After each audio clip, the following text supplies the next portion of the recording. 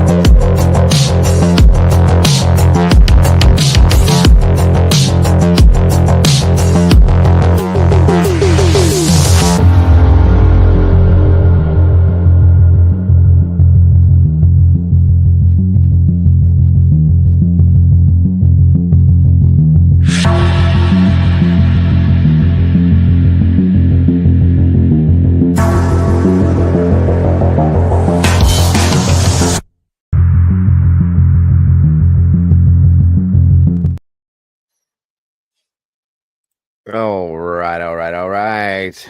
Welcome back, guys. Long time no see. Hope everybody's having a good evening, afternoon, whatever it is. Welcome, everybody, all you hard workers off of work now. Hope you enjoyed your dinner. Grab a coffee or whatever it is. Come on in here, sit down, and let's do this thing. Hold on.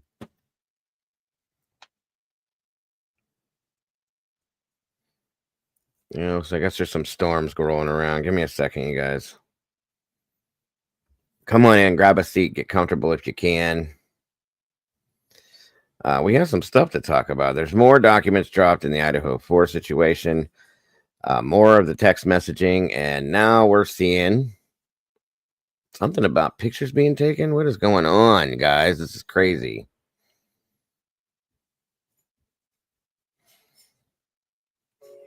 Hi, you've reached Shannon. Hang on. Sorry, you guys. Give me 1 second.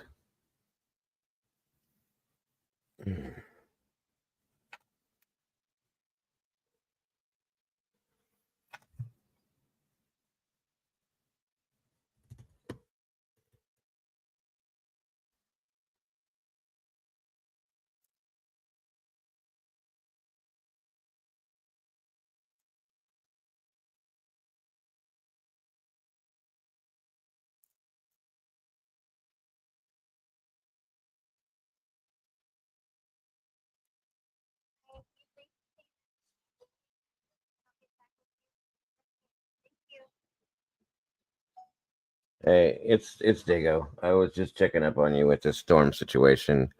You get a chance, give me a call back. Bye. I don't know. I tried twice and there's no answer, so she may not have a signal. Damn it. What do we got going on here?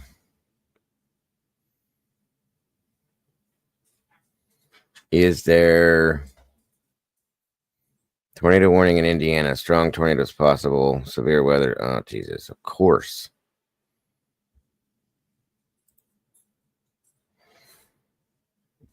Well, normally she'd be going to bed at this time, but with this going on, I don't know.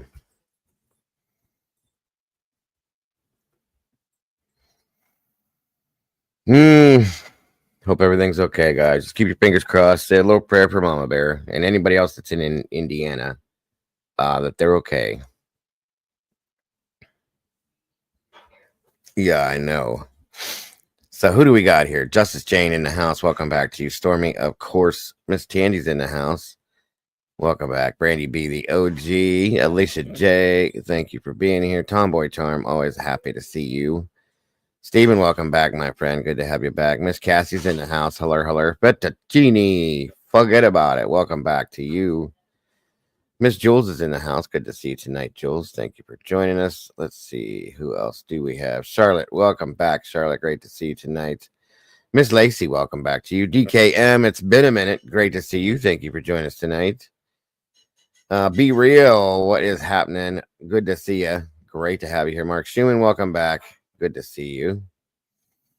Yeah, that's pretty much what I'm guessing too. It usually does work that way, my friend. Let's see. Doc in the house. Good to see you, Doc. Thank you for joining us tonight, dear. Appreciate you so very much. I think I got everybody so far. Norma Fralin, hello, dear. Thank you for joining us tonight. Wonderful to see you. Miss Lisa Wilson, good to see you tonight as well. Come on in, everybody. Grab a seat, grab a chair, get comfortable. We might be here for a minute. It's great to see you, DKM. It's been a minute. I hope you're doing well. I hope everything's going good for you. It's wonderful to have you here. Always happy. You two are crazy. These two live in the same house, and they're always happy to see you, Tomboy. Blah blah blah.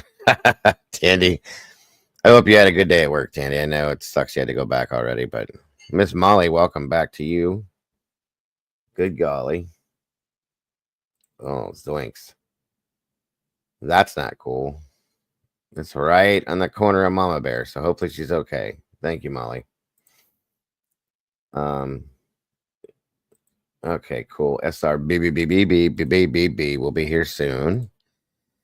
Come on in. So yeah, guys, we got God, that sounds good. We're having oven baked country ribs with rice and Brussels sprouts and green beans. Miss Leslie, my darling, good to see you tonight. Thank you for joining us. Always happy to have you guys here. Thank you guys so much for joining me tonight. Let's see what's going on, guys. New documents are dropping every other day. They're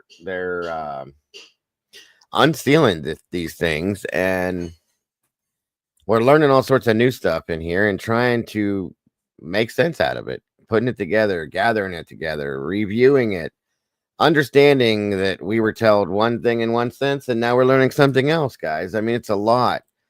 Welcome back to the sauce, Miss Norma. Thank you so much for joining us. My wife is cooking. Tandy. She's always the one that she doesn't trust me. So she gets to do all the country cooking, that's for sure.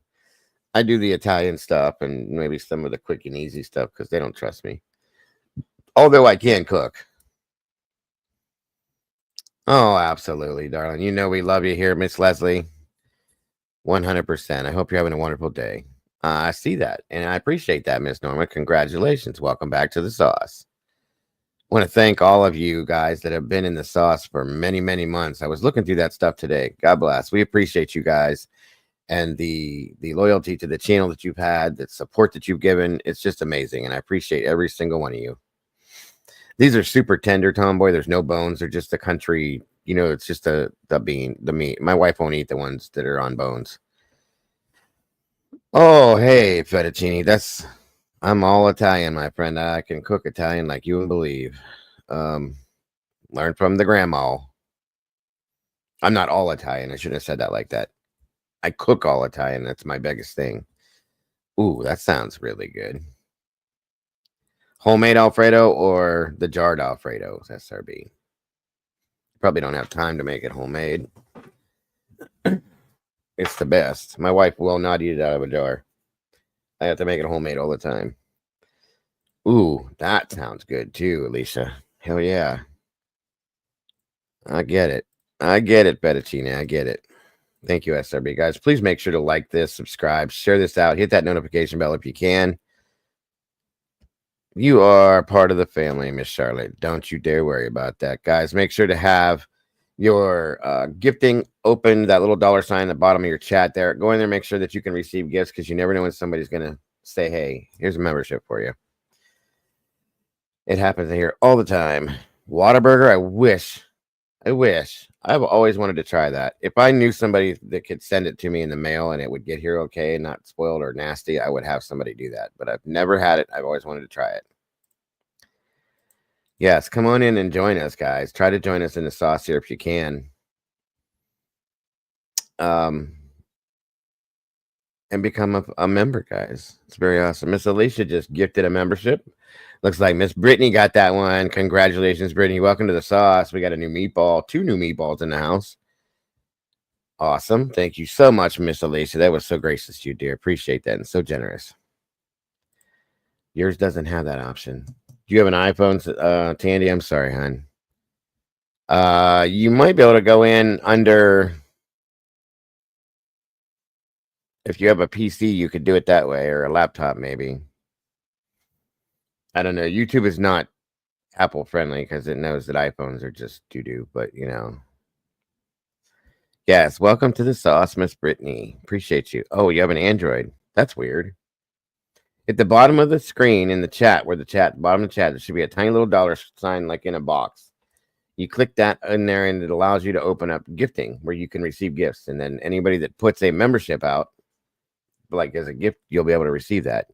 And it's random, sadly. It just hands it out to whoever it chooses to. Yeah, YouTube is not Apple friendly at all. It's crazy. You are not late, Miss Paula. We didn't start nothing, but it's wonderful to see you here tonight. Thank you so much for joining us. Yeah, Lisa just said she had to change it on laptop, and so did SRB. So if you have a laptop, Tandy, open it up on laptop, go in, and you should be able to do it there if you haven't done it already. I think Tomboy has done it before. She would know.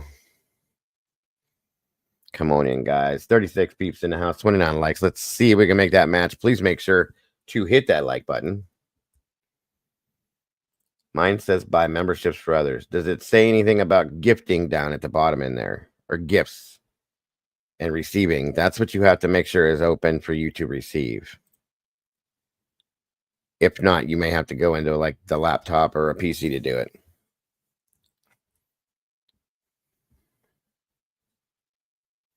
Mark and Betty, cheers, my friend. Welcome. Great to have you here.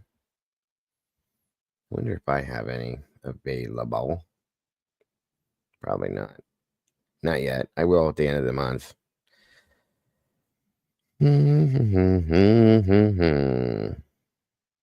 Nice. So nice to see you too, Miss Paula. It's always a pleasure to have you here, dear. Come on in, everybody. Share it out. Let everybody know we're doing it here tonight. Reviewing some new documents, talking about some more text messages, and curiously talking about pictures that were supposedly being taken. I'm kind of wondering how and what that's all about, especially during this situation. I don't know, guys. I don't even know what to think at this point. So obviously we're not going to see those, but thank you, Alicia. Alicia said, Tandy, check this one out here. Try this for help. Click that link there. It should take you somewhere to be able to help you get that set up. Thank you, Alicia, as always.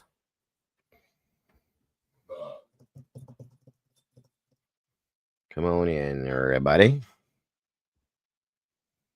You're on my TV, but my phone is all about bras. Okay. Oh, your dog is adorable, Fettuccine. Fettuccine, hey. All right. It is a crazy case, Stephen. That is no lie. Stephen, it's probably what, 7? It's probably in the middle of the night there for you. 3, 4 o'clock in the morning, 2 or 3 in the morning, maybe, sir. I'm sorry about the ads, guys. I have my ads. The ads for this set at the lowest setting.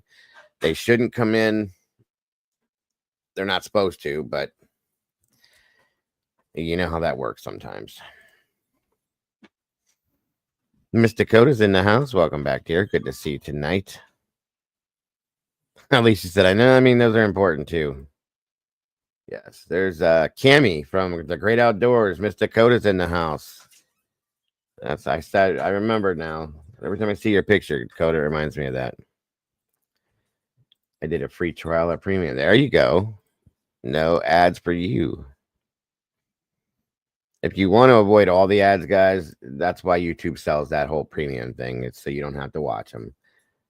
In my opinion, it's a scam, but it is what it is. We can't control that. Come on in. 40 peeps in the house. 32 likes. We're getting there, guys. Please and thank you. No, they sure aren't, in my opinion. Mark and Betty says these new docs are not good for the prosecution. I gotta agree with you in that sense. I don't know. I don't know what's going on. Didn't I see Miss Wisdom in here? I swear I did. Yeah, I agree. I agree. If I'm ever anywhere else watching another channel, I don't like the ads. They drive me nuts because they interrupt at the wrong times.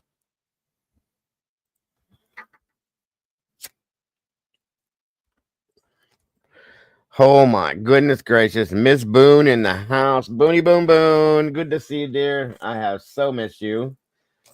This here lady is proclaimed by her own words my number one fan. Yes, she did. And I love her. Good to see you, Boone. We have missed you so much. There he is, my brother Willard. I was waiting for you, bro.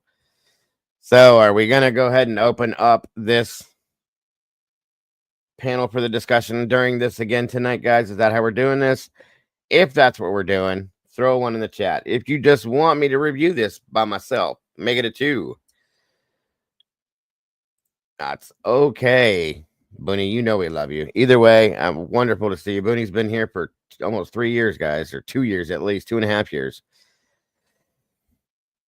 All right, so if you guys want us to open this up as an open discussion like we have been doing as we review this and talk about it, I want to see a 1. If you just want me to read this all by myself and you can hear my irritating voice, make it a 2.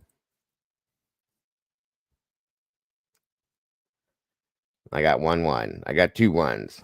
I need everybody. 3 1s. We got 46 peeps in the house, so I should see at least 23, at least half. Always and forever, I'm just in the background. Oh, it's so wonderful to see you, Boone. Miss you all the time. All right, we got 1, 2, 3, 4, 5. Peaky's in the house. Welcome, Peaky. And right. All right, let's see then. Let me do this. You guys, the 1s win. I don't see any 2s, so that's all it takes. Come on in. Listen to SRB. We don't want to make her mad. There's Miss Wisdom. There she is. And she said 1, 2. All right. I agree, Willie, and we'll talk about it. Don't upset SRBBBB. Come in and grab a seat. Hit that like button and join this conversation. I got you. I understand completely, Booney. I just appreciate the fact that you still want to come see us. We love you. All right, guys. Let me drop this link. I'm gonna paste it in the chat. Being that Mama Bear's not in here tonight, we can free that up. She'll be sleeping. Hopefully she's okay. Please, guys, she's in Indiana. Say a prayer and keep her in your thoughts and prayers until I hear from her so I know that she's okay. That's all I'm asking from you guys. All right. Link is pinned in the chat. If you want to join us tonight up here, make sure that you show your face for about 3 seconds backstage and make sure it's your face and not your waist. That's all we want to see is your face. Just to ensure that you're doing the right thing, and we'll bring you on up and do our thing. If you're not a regular, if you're a regular up here, then we know. Thank you, SRB and Cassie. I appreciate that too. I got to agree, Norma. It was definitely strange in some ways, 100%. Uh-oh. Well, Sherry, be careful. Don't be chasing him down and hurting yourself, please. Yes, Miss Boone. Thank you for that. Everybody, I just want to remind everybody as we're going through this to respect each other's feelings, thoughts, opinions on everything we talk about. That's all we're asking is to respect each other. Please respect the moderators in here. They do a very good job. They know what they're doing. They will treat you fair if you treat them fair. They are amazing. So thank you to my Blue Crew for being here as always. Oh, thank you, Booney. I love that. I appreciate you so much. I love having you here. Every time I see your face, it just my heart melts. So thank you so much for joining us. Well, your name. I don't get to see your face, but you know. It is so good to see you tonight. All right, guys. We have the link pinned in the chat. Anybody that wants to join us tonight, you know what the deal is. I'm waiting just a few minutes to get the documents rolling before we start because I know I'll have a few more people. And that's all we ask. Everybody respect each other and each other's opinions. Everybody has a right to their own feelings and opinions. Just because they disagree does not mean it has to be a bad thing. We all agreed it would be so boring.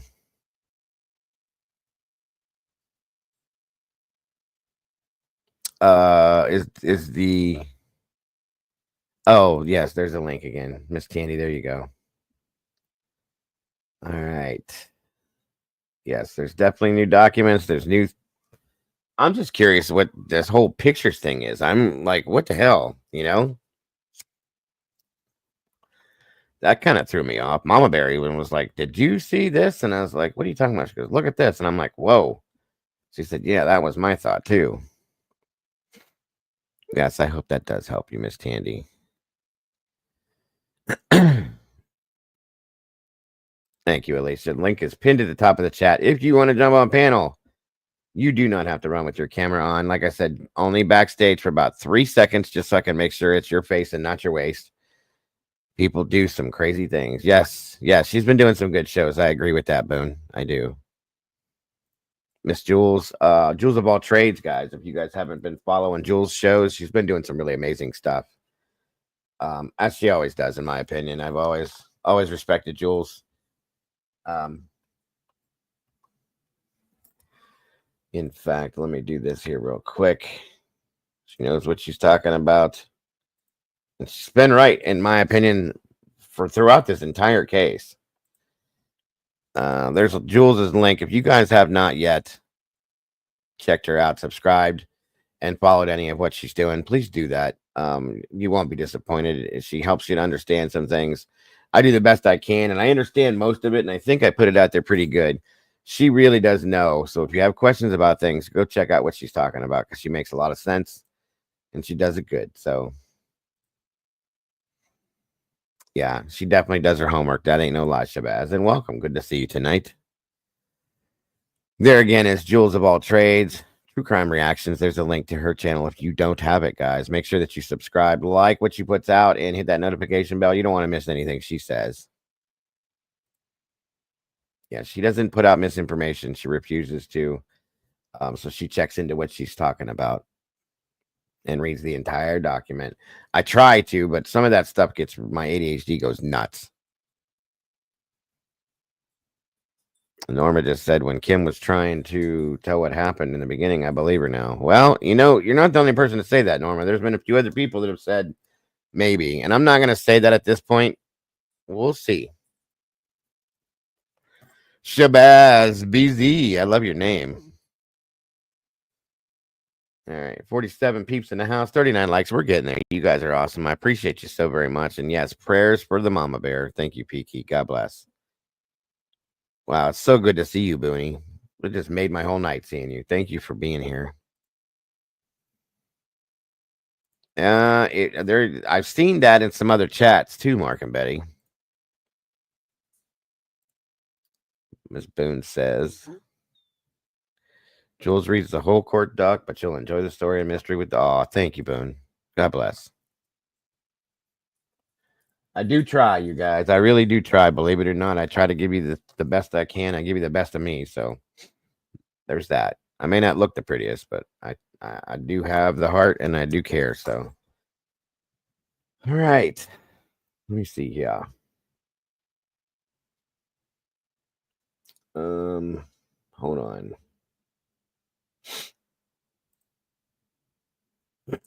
Excuse me.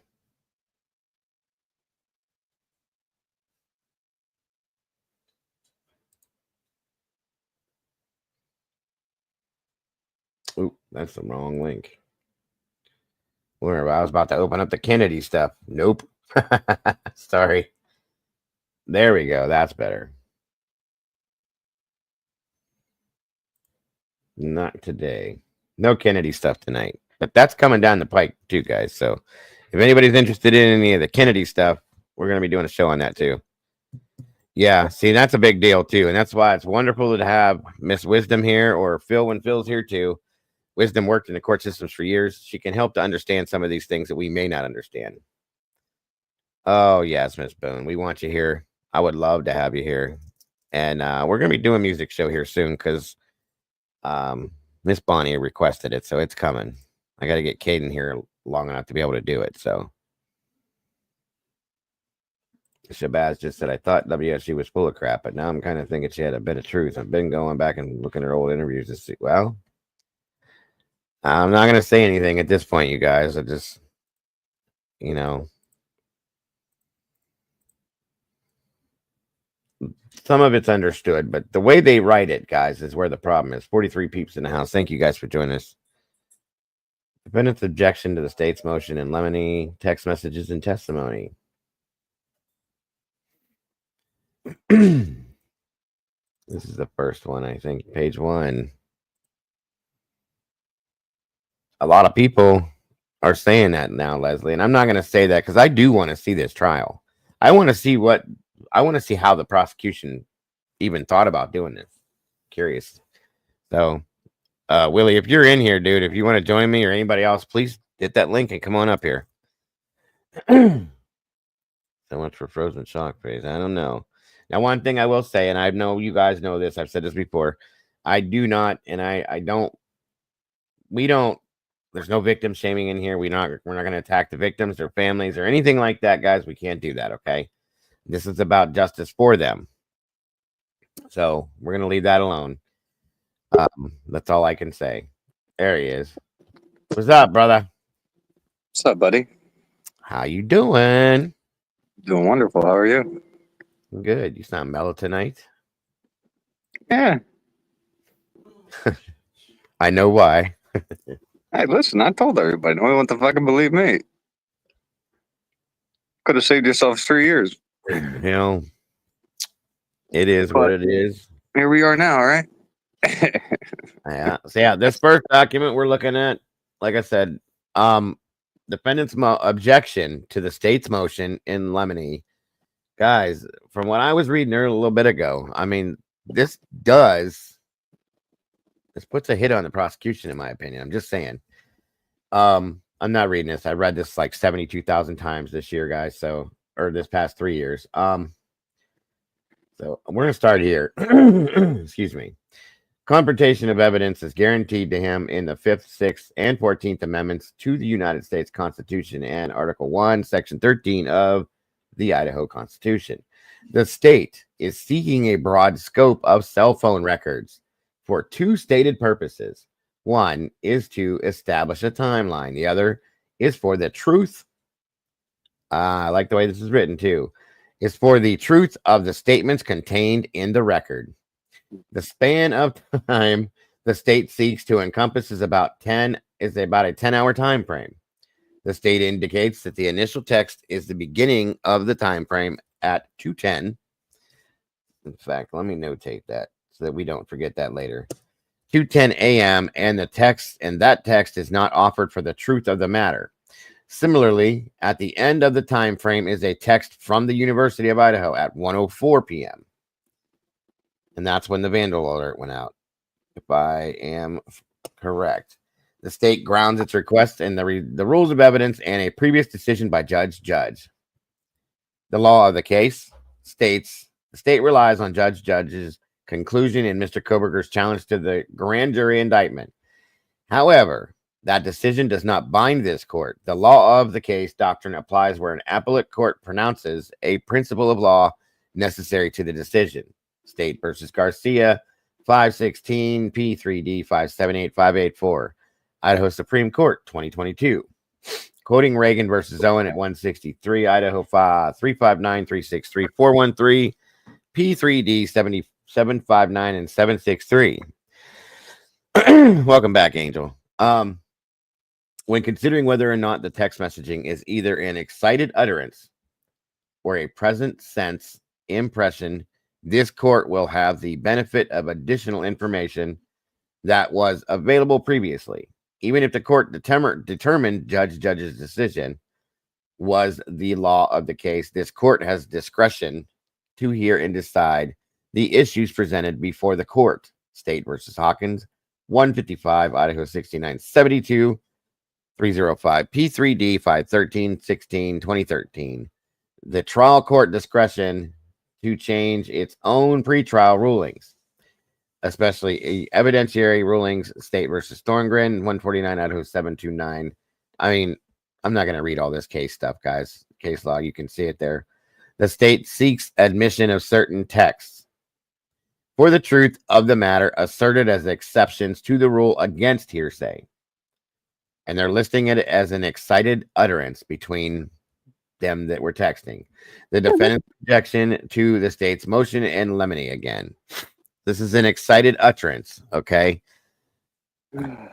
Their wording kills me sometimes. Hey, Stitches, good to see you. Think about this for 1 second. Yes, If it sir. wasn't for the defense, we wouldn't know the truth. Right or wrong? At this point, yes, you are absolutely correct, sir. Sad, isn't it? We've learned so many things because of what the defense has been doing. Yes, that's true. The rule against hearsay has two requirements. One, an occurrence or event sufficiently startling to render inoperative the normal reflective thought process of an observer. And two, the statement of the declarant must have been a spontaneous reaction to the occurrence or event, and not the result of reflective thought. And that is in more case law there. We consider the totality of the circumstances, including the amount of time that elapsed between the startling event and the statement, the nature of the condition or event, the age and condition of the declarant, the presence or absence of self-interest, and whether the statement was volunteered or made in response to a question. So these are all the things that they take into consideration when they review this, okay? Basically her age, their age, the situation, the response time to the situation, and all that kind of stuff, guys. All these things. Hold up. All right, there you go. Thank you so much, SRB gifted 5 memberships to the cafe. Welcome, Ray Knightley. Whoever got those, I can't see right now, but congratulations. Welcome to the sauce. And thank you so much again. That was so very generous of you, SRB. Welcome, all you new meatballs. Bro, I gotta figure out how to change my settings. I'm 100% ungiftable. Nothing I can do, nothing I can click on. People tell me that they try to send me a gift all the time. Doesn't fucking work. Are you on a phone or a PC? Yeah. But like iPhone? before, fuck no. But before I was able to get gifts and stuff, and all I had to do was click on, like, when somebody sent a gift, you click on it and then it would say receive gifts or yada yada yada. Now YouTube won't let me be part of anything, which I'm fine with, but it's weird because I can't even change it in my settings. It is strange. Yeah. Yeah, you should be able to go down and click that little dollar sign, open that up and accept gifts, and it should have let you do that, but yeah. That's crazy. No, it's okay, SRB. I really appreciate that. It's something about being a branded channel. I'm not branded, I don't believe. Is that why? Because I'm not branded? I can't get. There's people that are like, yo, I'm literally trying to send you one. And I'm like, well, I don't know what the fuck's going on. That's strange, dude. Yeah, man. I think YouTube is screwing with me. That's because I say too much. I don't know if it's that, but dude, I'm literally kicked for a day of like, I'm not allowed to comment every other day. Every other day, if I say the word weird, if I say the word any, like, the littlest thing, dude, they're like, nope, 24 hours gone. See ya. Oh, wait a minute. Okay, Tomboy just said no, or Alicia. Sorry, clicked the wrong one. Tomboy said no. It's saying that Tandy's a branded channel. Maybe that's what it is. Are you branded, Willie? Am I branded? Yeah, and Angel said to use. Let me look at my ass. No, the account, your channel, dude. Oh, and Angel just said to use your alternative account. Listen, Angel, don't come in here swaying shit. Like, this, that. I'm not here for that, Angel. Enough. Everywhere I fucking go, you got to try to, say weird shit. Just enough with that shit. But I don't even know what the branded channel thing means, SRB. I don't even know what any of this shit means. I was just wondering if there's something in certain settings that, maybe possibly turns off that you can turn back on. I have no idea. I don't know. I've never. I know when I first set my channel up, and then when it became monetized, tons of balls, but you have no idea. Yeah, I had to turn all that stuff on, and then it didn't say anything about gifting or anything like that. I just turned the monetization thing on when I did, and everything else turned on, and it was good. So that's all I know. And then the gifting is random. Yeah, I know that. Peggy, welcome. Good to see you. All right. Okay. Where we at? Don't Present even sense. start with that. Whether the statement was volunteered, made in response, yes. Present sense impression. Although the rule does not expressly state, factors of trustworthiness and necessity play a large role in the trial's court decision. Whether to admit a declarant's expression of his state of mind, whether to exclude it under the IRE 403, as well as in the decision whether to admit or exclude the content of additional statements accompanying that expression. See McCormick on evidence 267, 270, and 273. Kenneth S. Braun. Both exceptions require the statements to be contemporaneous with an event and spontaneous without time for reflection. In this case, the rule of completeness is critical both to analyze the claim of an excited utterance and to understand the context of what was occurring. Mr. Koberger has maintained his innocence. Thus, the time frame the state alleges is very much at issue. Interesting. The rule of completeness is about fairness in proceedings. This rule recognizes that context is key. In understanding evidence, Idaho has captured the common law rule of completeness in Idaho Rule Evidence 106. If a party introduces all or part of a writing or recorded statement, an adverse party may require the introduction at that time of any other part or any other writing, all or recorded statement that in fairness ought to be considered at the same time. The state is seeking a select portion of phone records to come in at trial under exceptions to the rule against hearsay.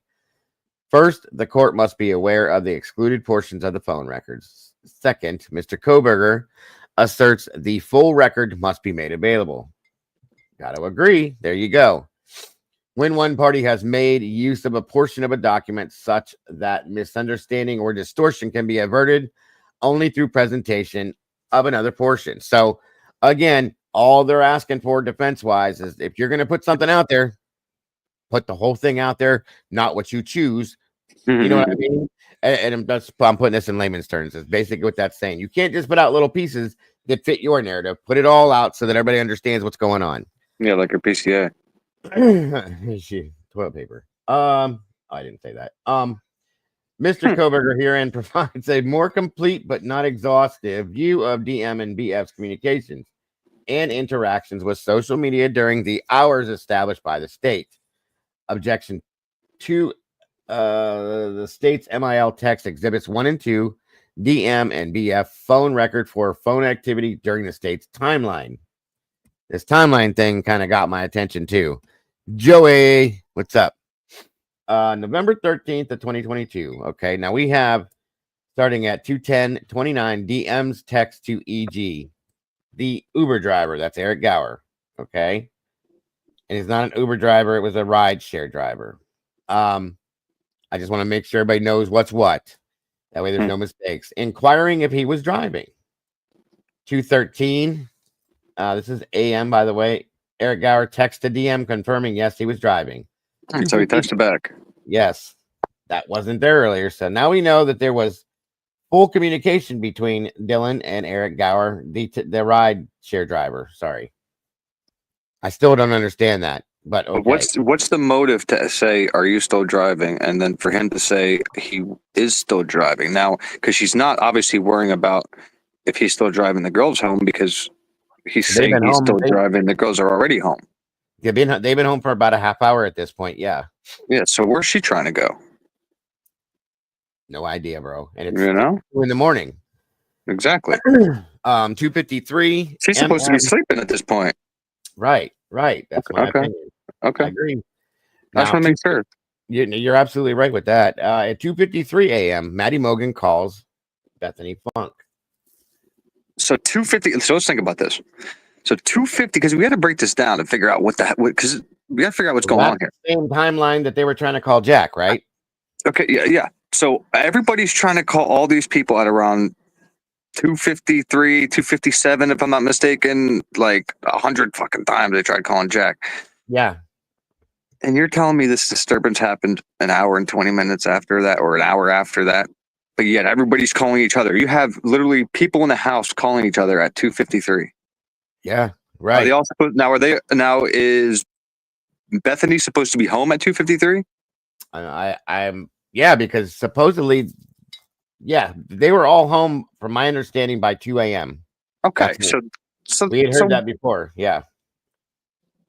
so Maddie's calling Bethany. Maddie is calling Bethany at 2:53. Does she answer? Is the He question. calls her at 3:50. That doesn't say that though. Yeah. There's a recorded call there though. 3:51 a.m. 3:51:03. Dylan Morton creates a new contact in her phone. Let's think about this for a second. Who could That, that be? that's wild. It's at 4 o'clock in the morning almost. She, Wait. So this is literally like 10 minutes before this all goes down. this is 9 minutes before Brian is Right. supposedly about to be coming in. Right. She's creating a new contact in her phone. We don't know who. We don't know, but I bet they get the number. Right. Hold on 1 second. Keep going, Willie. If you're talking, I'll be right back. I got to grab some. So who does I mean, does anybody have an idea who? Because that has to be an important contact. I mean, this is happening right 9 minutes before a commission of a crime. Who could that contact be? Who do y'all think it is? I have no idea, but I'm just wondering if what is happening right now. So she didn't sleep at all. So 2:10, 2:13, 2:53, 3:51. That's an hour. You're not sleeping. 3:51, 4:20. You're not sleeping. So at no point is there any amount of shut eye. And it seems like who else is awake? Wait. This is great. So everybody's always said, okay, Zana's awake, everybody else is sleeping. Well, now we know Dylan's awake. Okay. Then we can say, okay, well, maybe Madison Mogan was sleeping, right? Because she was killed in her sleep. She probably she's calling Bethany. So she's awake. Yeah, because the next one we have after Dylan creates the new contact at 4:19:07, Bethany Funk calls Dylan Mortensen. So this is right it towards the end of the commission of the crime, based on what we know. Okay.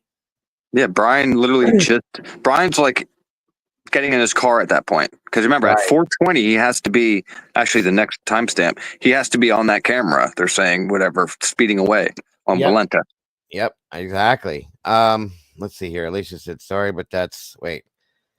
They were awake all freaking night and on Instagram and Snapchat instead of calling for help, in my opinion, is what Alicia says.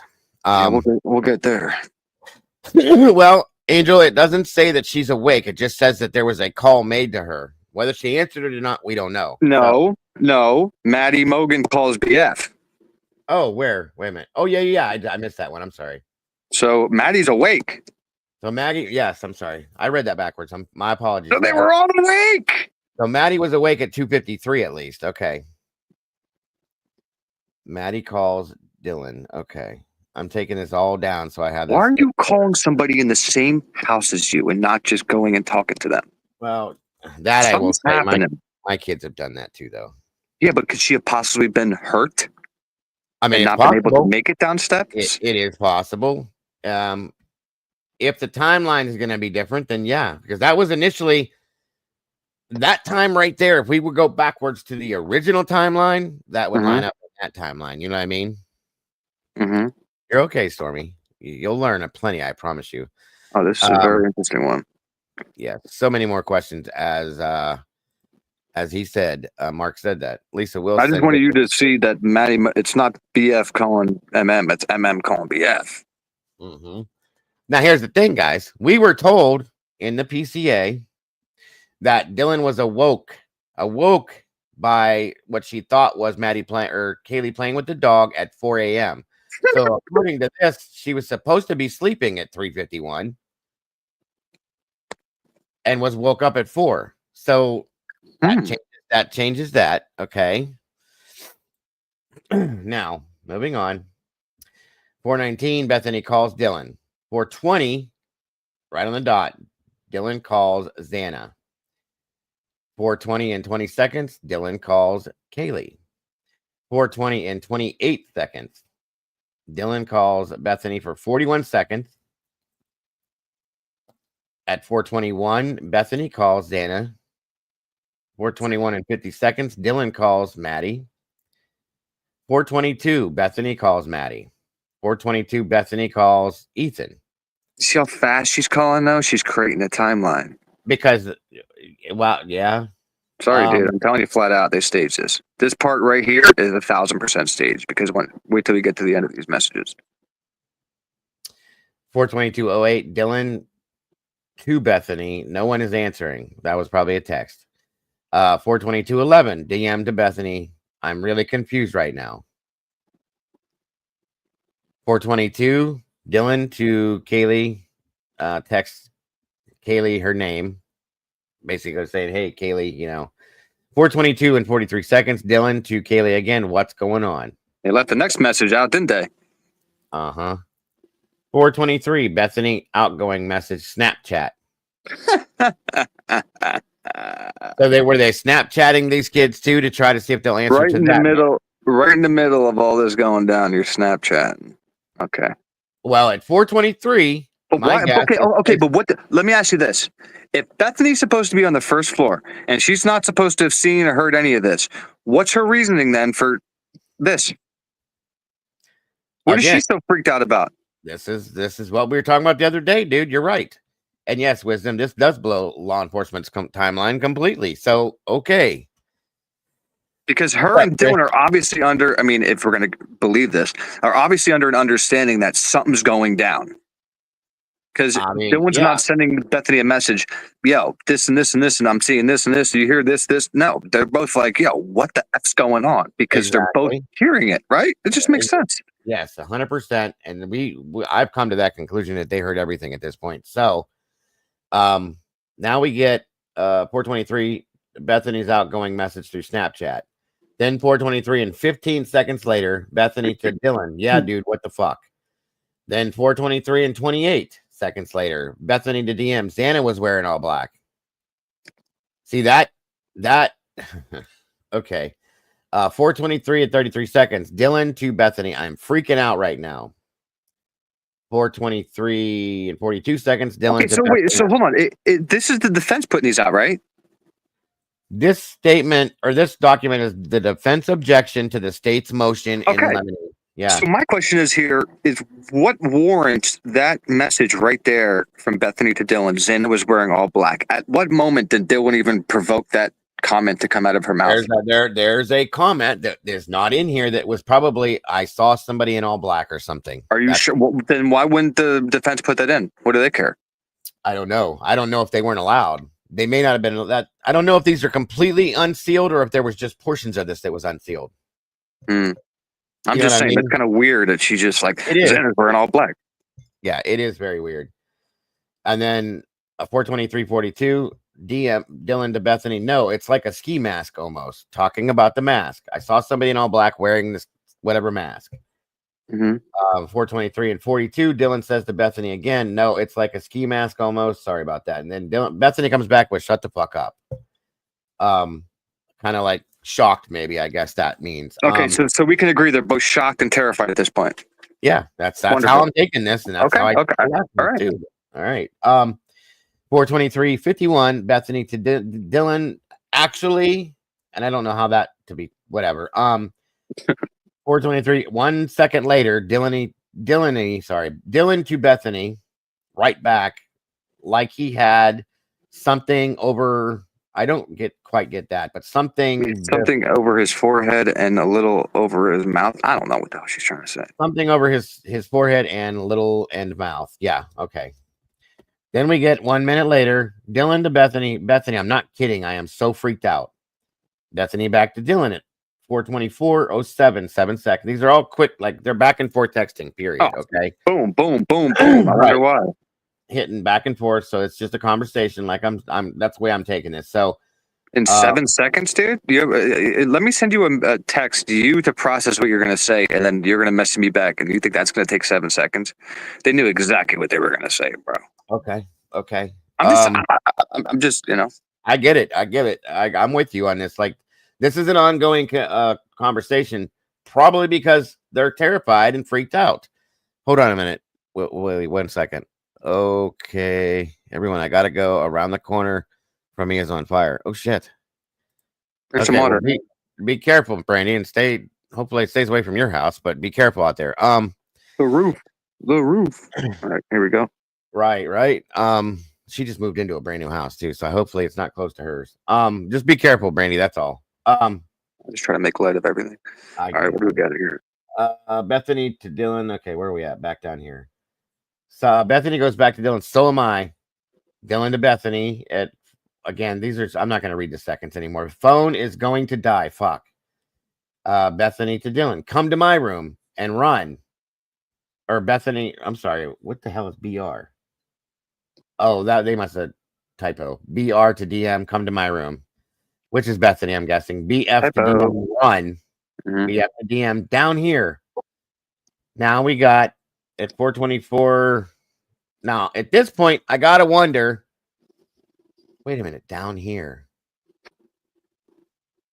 Is she in a different room now that she's supposed to be? LR, hey. What's up, Mocha? And North Carolina Mountain Man, welcome, guys. Good to see you guys. I will What do you catch mean a up. different? What do you mean a different room? Well, she says, come to my room, run down here. Oh, okay. Put it together. Yeah, Run down to the first floor. Yeah, that makes sense. Yes, it does. So then we get Dylan calls Emily. But here we go. Here's what we don't know. Well, EC, is that Emily? Isn't that Ethan's? Or no, Ethan Chapin. Sorry, Dylan calls Ethan Chapin. I'm sorry, you guys. So now she's calling Ethan. Okay, and then Dylan to Bethany texts. There's nothing there. Maybe I don't know. And then 4:25, a minute later, Bethany to Dylan. Then we get 4:27. Dylan makes an outgoing call at 4:27. 4:27 and 30 seconds. Dylan's outgoing message through Snapchat. Then 4:27:40. Dylan's sending outgoing messages through Snapchat again. Then at 4:27, Dylan calls Kaylee. 4:28, Dylan calls Xana again. Bethany calls Maddie. Bethany calls Maddie again. Bethany calls Kaylee. Bethany calls Kaylee. Dylan texts KG. So they're freaking out trying to get a hold of the victims. Yeah, but they can't walk. She can't just walk outside of her room, right? Because they hear what's going on, Willie. Oh, okay. It's gotta be what it is. That's all there is. Yeah. And then Bethany at 4:34 accesses Snapchat. So that means does that mean by accessing that she got a message back? No, that means she opened it. Okay, because earlier like she opened her, she accessed her Snap, like she opened her Snapchat at this point. Okay, got you. Maybe checked it. I guess that means.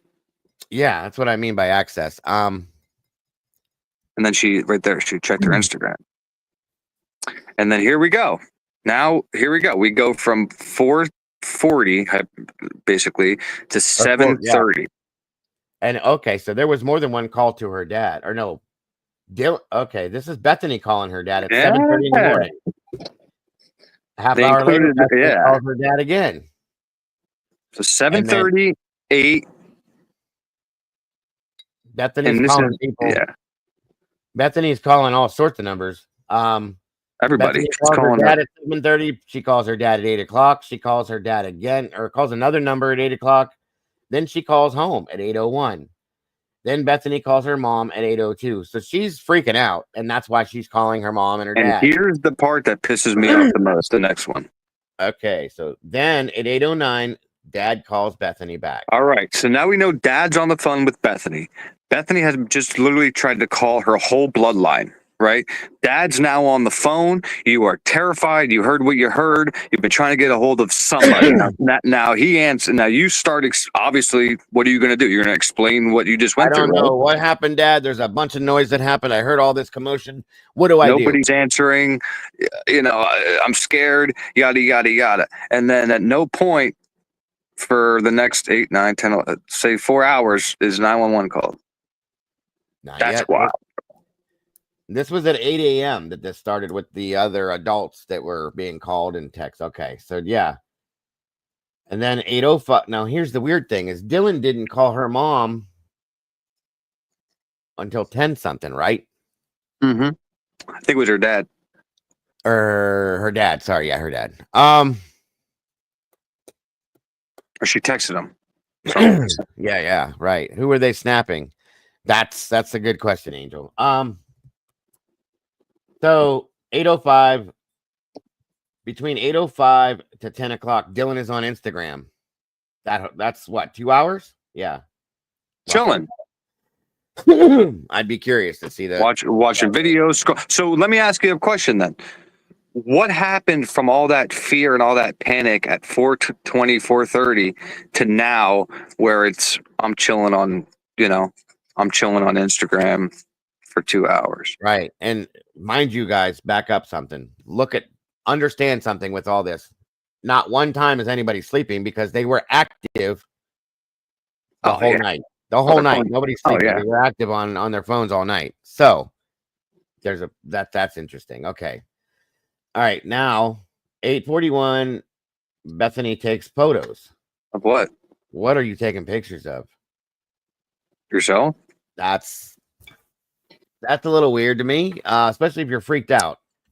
Then at 9:04, I don't know, 20 minutes later, mom texts Bethany back, maybe 10 to 10:01. Dylan messages incoming and outgoing Snapchat. So Dylan is sending and receiving messages through Snapchat. 10:01 through 10:03, Dylan is on Instagram again. Wait a minute, what the hell? 10:03 to 10:04, Dylan is on Indeed. Yes, this is my biggest problem. What? So she's for, let's see, A minute. 30 She's some checking seconds. She's Indeed. checking to see if she has any notifications as for her application she put in. So they're so terrified, right? This is my point, brother. So terrified, right? Because you heard everybody all this and all this. You're trying to call everybody, and you saw somebody in a ski mask, and yada, and now you're looking for a job.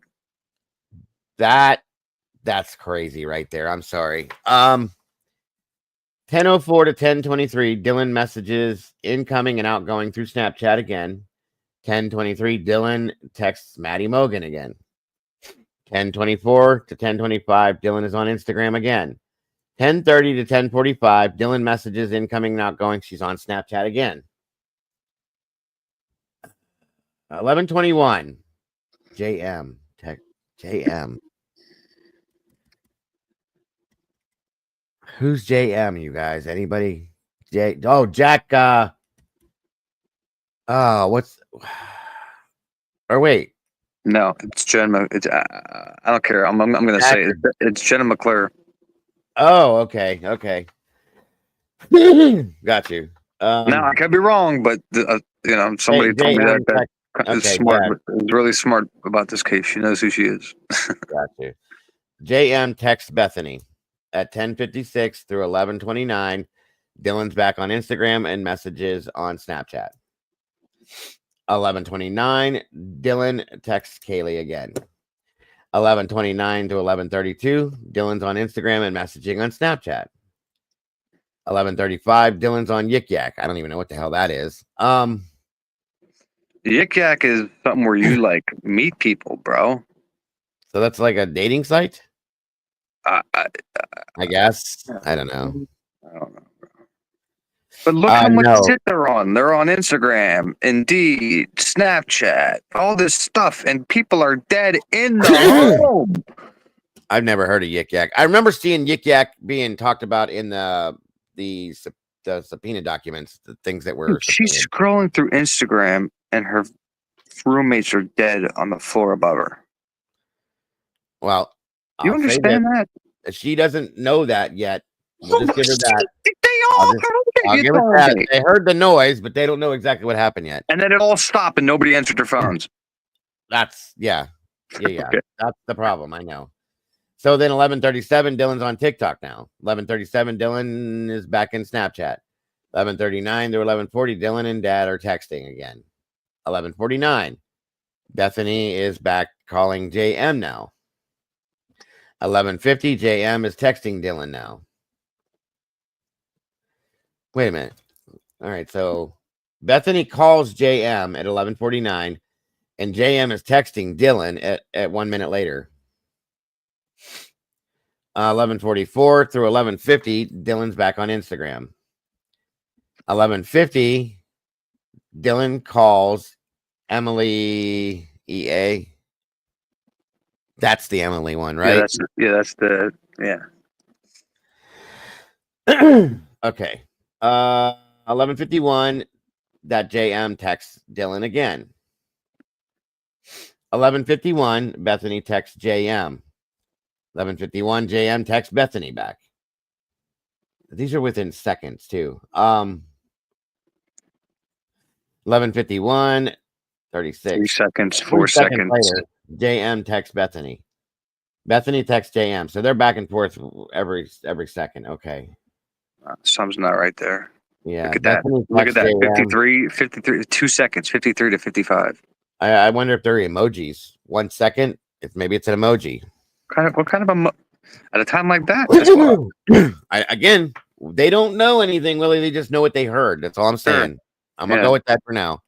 Yeah. But it's still what they heard should have told them a lot. Yik Yak allows you to chat with people at your college. Thank you, Bobby. I thought at this point they knew something because they summoned somebody. They summoned Hunter over to help. That's where I think this is coming into now. But they're talking to all these people right before this. Okay. 11:54, JM texts Bethany 3 texts between 11:54 and 11:55. 11:54 to 11:57, Dylan is on Instagram again, and then at 11:56, finally, Bethany calls 911. Sorry. Welcome, LR. And this is all excited utterances, they said. The state has selected text messaging as excited utterances and present tense. So wait a second. Dylan's on Instagram for a minute. She's physically on Instagram for a whole minute while Bethany's on the phone 911. Look at that. 56, and she was on from 54 to 57:01. So she's literally on her Instagram as Bethany's calling 911.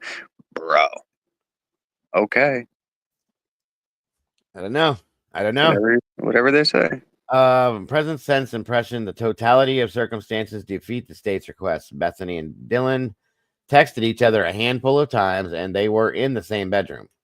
They were together with the ability to talk to each other. They were not asleep for 8 hours. The messages the state seeks admission of as exceptions to hearsay began with a call and a message about being confused.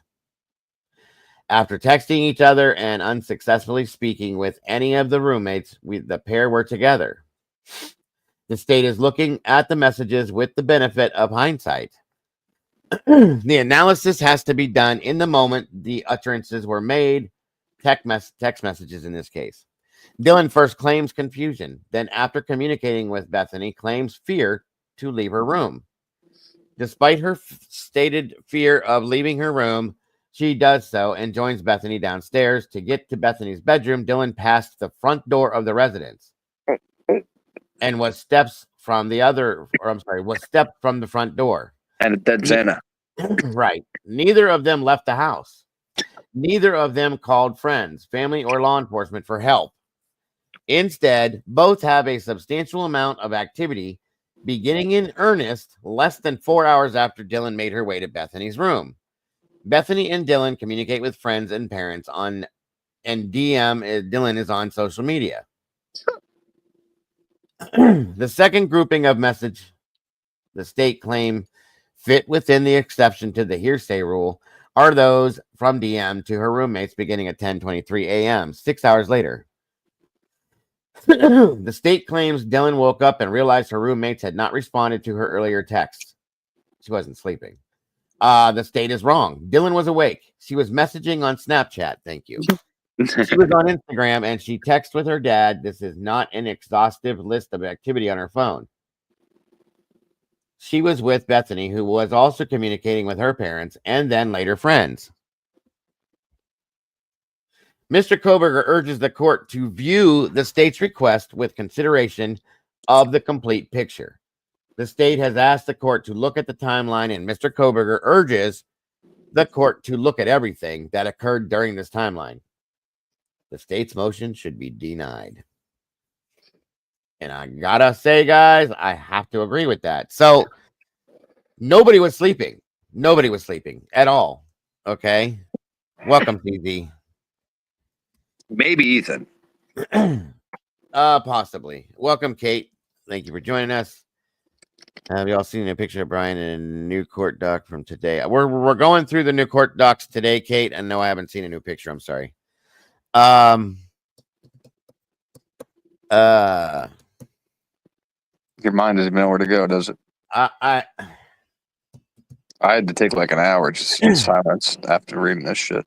I would have been unloved. I'm the one who says what the fuck and checks shit out. Right. Oh, it's okay, Kate. You're okay, hon. Okay, so guys, again, they're all over social media and calling and texting many people. Were they talking to these people about this and nobody said call 911? Yeah, this is a definite mind. Why are you calling everybody in your phone? What's the purpose of you calling your whole family? How are they going to help you at that point? Well, if they did, they should have said call 911 if you think something Especially if her happened. dad called, yeah. Especially if her dad called her back that we know. Yeah, and that's even worse. LR's right. What is Bethany taking the picture of? That's bad. I hope it wasn't one of those. You know what I mean? I hope it wasn't that. But what if somebody was like, "What happened there last night?" And she went and took pictures to show somebody. Like, bro, I'm telling you, man, you open your eyes. Well, I mean, if that's This the ain't case, normal, dude. if that's the case, then that 911 call. I don't know, dude. I don't even know what to think at this point. That one's on Instagram. Like, yeah, Bethany, call 911. I'm busy. The second group message the state claim fit within the exception of the hearsay. Did I already read that? Yeah, I did. Yeah. Sorry. Okay. Wow, guys. Again, there's a link pinned in chat if anybody wants to join us. You're welcome to. Please make sure to hit the like button when you come through the door, guys. I appreciate that so much. I am me. Welcome. Anybody understand the document about the knife and sheath? Did he buy it or they think he did? It's confusing. You should do like a little poll. Like if everybody's convinced at this point that either they knew or whatever, or two, if you still have some kind of hope that they didn't know and were just oblivious. No, I understand. Hold on a minute. Because I'm curious on like how people are feeling after this shit. This is nuts. Indeed, Instagram, Snapchat. The Indeed one blew my mind, bro. Yik yak. I mean, what?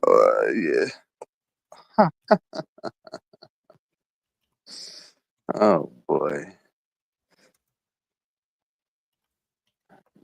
bro! If that was me and you texting all night long with 4 dead bodies in the house, holy shit! They would have ripped us apart in the interrogation room, turned us against each other, like you wouldn't believe. I have to agree.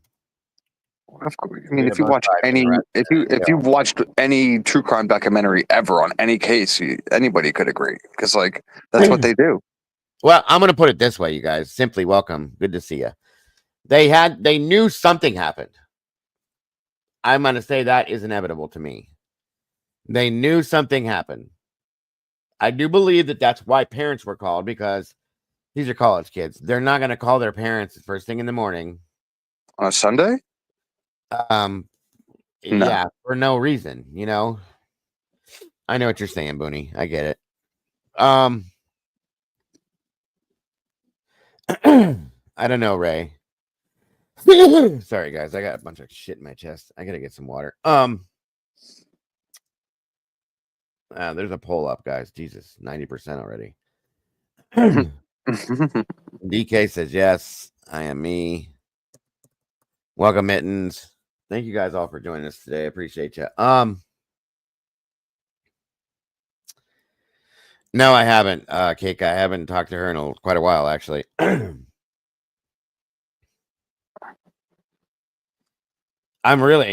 with you on this at the same time, Angel. I can't kind of get my head around this either, seeing some of this. It's still crazy to me.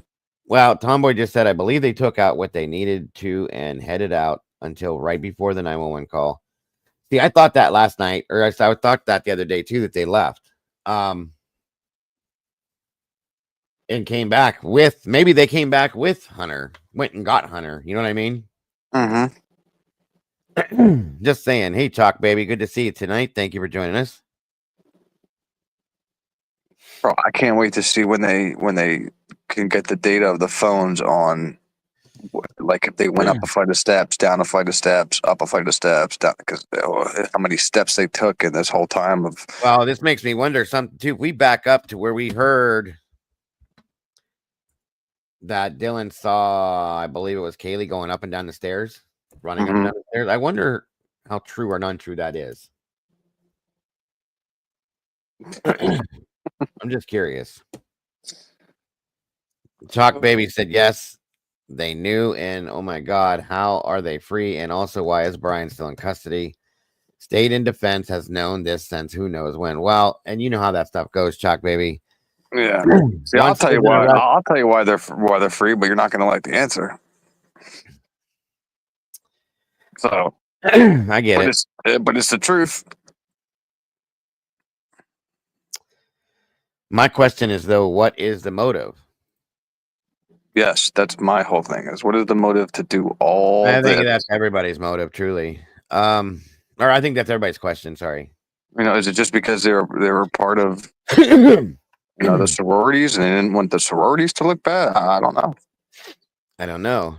That'd be crazy though. Hit the nail on the head, Chalk. I think she did. I think she did, Mountain Man. Papa Roger. Stitches says money. Dago Papa Roger said, why wasn't the dog harmed? Murphy ran out of the house, according to the recent doc. Yeah, I know. I had Rich and Mike reach out to me already today, and they're like, "Dude, what the fuck?" And I'm like, "I told you, buddy. Your friend's fucking innocent." Yeah. Because they're starting now, like they're starting out getting involved, and I'm like, I tried telling you guys 2 years ago. Yeah. So at least his friends or former friends and stuff from up in the Poconos are starting to see the light. All right, guys. Look, we got. Hold on a minute. Let me check something here. Yeah, there's a lot of 94 people and 68 likes. Come on, you guys. Hit that like button, please. That's wild. You can get this in that algorithm, folks. Hit that like button, please, and thank you. All right, this is at 94%. This poll. Let's see. Where we at? It should be about done. Knock it off. Let me see here.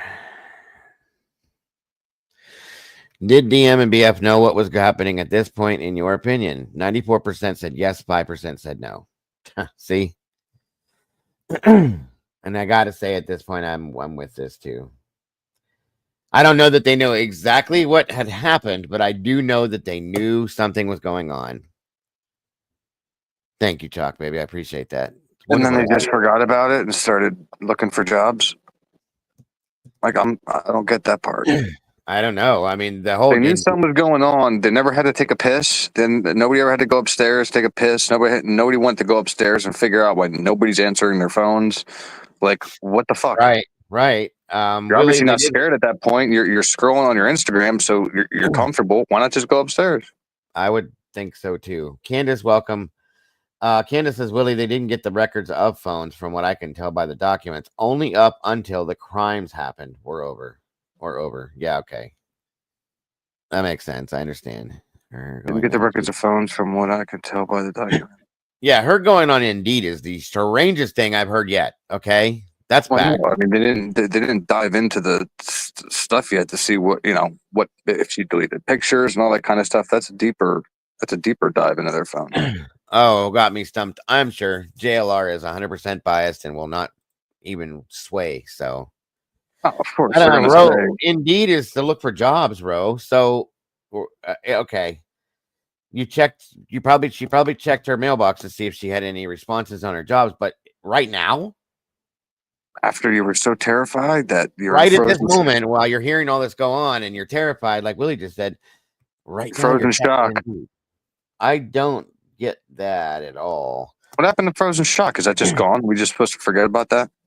Well, that's one more thing that we can pull out of the PCA that doesn't exist. Yeah. So all those people that tried to justify it to me, she went through trauma. She could definitely be standing for 8 hours and not even. Yeah, get the fuck out of here. Call for what it is. His live right now says new selfie. Wait, what? Hold on. There is a bathroom by Bethany's room, but still. Yeah, I heard Yik Yak's sus. Yeah. Leslie said, Dago, now we know why Stacy Chapin hates 2 a.m. That's the real time. So those screams you hear off Banfield are true. In my opinion, she probably deleted Kaylee's Lincoln. I don't know.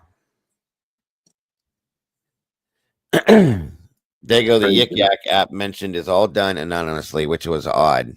Yeah. I agree with that one. Yeah, and to check Indeed in the middle of the night like that or early, that's weird too. I'm not buying none of this shit. Sorry. Stephanie Moore, welcome. What you account? You have the front door right there. Why not just run out? Why not sprint across the road to whoever house? I mean, I start agree. banging on their, like they don't move. They stay in the same room like sitting ducks. I still think that they may have gone to the neighbors. It's possible. If they were even home. Well, she got on the 911 call that morning sometimes, so she was there at some point. Yeah, at some point, but what account of Kaylee's was deleted after she passed? No, it was LinkedIn. Is that right, you guys? I think it was LinkedIn, right? Yeah. Okay. Thank you, SRB. It was her LinkedIn. So no, it wasn't for jobs, but still. This wow. Man. Wait a minute. What about the selfie? No evidence in his car, apartment, parents' home, or office. Nothing. Like I said, everything that comes out, nothing implicates Brian. It's amazing. There's a selfie in whose bathroom? I don't know. Somebody also said that somebody has the record of Brian ordering a knife off Amazon, but people obviously don't read documents because his whole family shared an Amazon account. So good luck. Let me see that document that shows it was just him buying it because it doesn't exist. Is there a selfie picture of Brian in his bathroom at 10 a.m.? Oh. Okay. Yeah, where is that picture then? My friends are dead upstairs. Ka-chick, ka-chick, ka-chick. Hashtag murder house. Fucking disgusting. People justify that shit. Unreal. I cannot wait till they're on the stand. Oh, God. It's going to be like Christmas. Okay, it states response to defendant's motion in Lemony 7, re-witness identification by bushy eyebrows. Okay.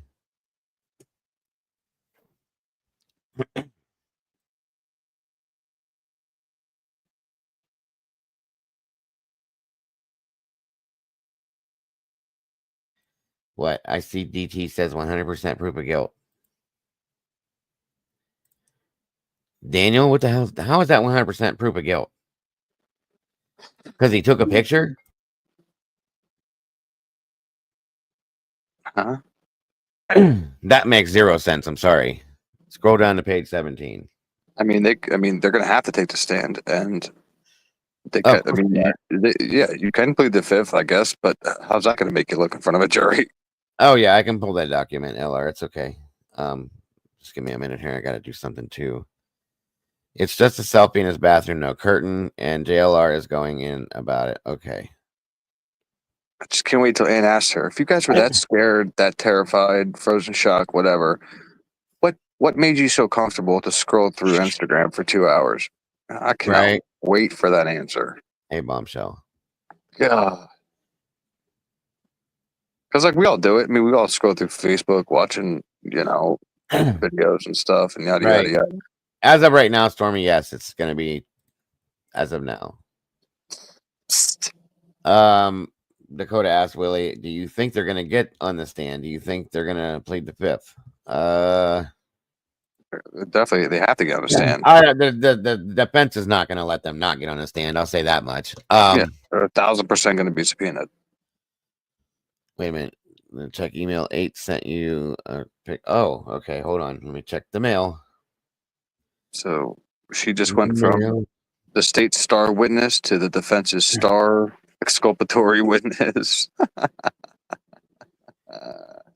So this was taken supposedly 10 a.m. in Brian's bathroom. And they're saying that that's 100% proof of guilt. How? What? And he took a picture. Earphones in, so what the hell does that mean? It means nothing. And look at his face. The dude has no scratches, no nothing. He doesn't even look tired. Like no, he looks normal. And after you do that to 4 people, you never committed a murder before, your eyes would be like... I think he would be wired, and yeah, the adrenaline would still be flowing. I don't know, guys. I can't. JLR needs help. I hope the chat's giving it to him over there. Like, shut the fuck up, dude. Yeah, I hate these biased channels that get paid by Steve. Wow, this just proves he never had a shower curtain. Which now we know why. In the documents, it says, because of mold. And he did leave for a couple of weeks. Why would you keep your shower curtain? You could just buy another one from a dollar store, and you're going to keep your wet. If you took a shower that morning, his OCD the way it is. If he's anything like me, because I have OCD, I don't know. Yeah. Or maybe he takes baths. Like, it's like everybody stuck on that shower curtain too. And he's that sophisticated. He's that sophisticated in doing this crime to not get anything anywhere. He used a shower curtain. Okay, folks. No, there's nothing on his nose. Nothing. There's nothing anywhere. That up there is part of. That's a wrinkle, like from doing this. You know what I mean? Look at JLR. He's so cringe. Because he thinks he knows something, of course, as always. And he just waves his phone all the time in front of the camera. It's crazy he gets that many views. Breaking news. Hold on a minute here. What? Yeah. On May 15th, Dillon testified at the grand jury proceeding for the above titled matter. Regarding November 13th of 22, DM testified she woke up around 4 a.m. to noises, right? But based on what we just saw, she wasn't sleeping. Hell no. It shows that he never had a shower curtain. Let's give thanks to Jeff about the whole shower curtain thing. Well, it doesn't really show that he never had one. It just shows that he has it down at that point. Jeff is punching air right now. Or it could be at either end, guys. Just let's be realistic. Just to make sure that everything's covered. Lost all respect for JLR because he does not do his homework. Oh, no, he doesn't. You're right. He's turning into MSN. Yeah, he's completely gone 100% biased on this. Oh, yeah. Does this mean he was dating? I wonder why he took a selfie. Who knows?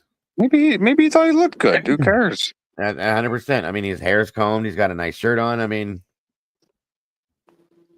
the dude it doesn't. Yeah, it doesn't show he doesn't have one. It doesn't show the whole shower, so it could be at either end. That's what I'm saying.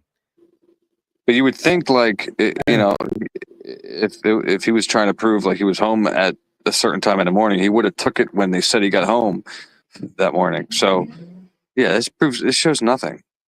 Yeah, hey, Candy Girl, I have the documents. I can pull it up, and I planned on it. I just wanted to see this first. Word. Well, I'm gonna let somebody else hop up because I got to go get the little one to bed. School night, right, brother. I appreciate your input on this as always, and like I said, hey, I'm not saying nothing. I'm gonna let the documents speak for themselves, and it just keeps getting stranger and stranger to me. Yeah, all I'm saying is the more that comes out, the more, well, not the more, but I don't see anything that implicates Brian any more than what we already know. So Nope. I can all we agree with see you is at the this point. complete. Yeah, we Welcome, just Miss see the Bonnie. complete opposite. Right. So Yes, all there right, was man. there. All right, brother. Take care. I will talk to you soon. All right, man. Have a good night. See you. Yep. See you, There Ted. was the conversation had where he was seeing a Korean one. I do remember that. 112 in chat, guys. Please make sure to hit that like button, please, and thank you. Let's get this in the algorithm. Thank you, Angel. All right, guys. I gotta grab my water. My mouth is dry as hell from talking. And I'm going to pull up that other document. We're going to review it. Anybody else that would like to join me up here, you're more than welcome. It does. It absolutely does, Chalk. I agree with you wholeheartedly. I know, Bonnie. I know. I'll be right back, guys.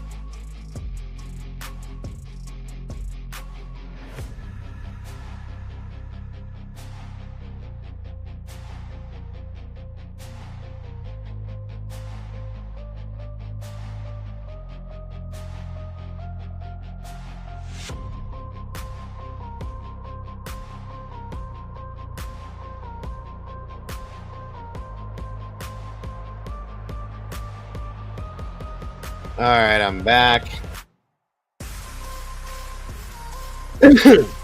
Hopefully, I would say. All right. Now I had to get coffee and water. Can't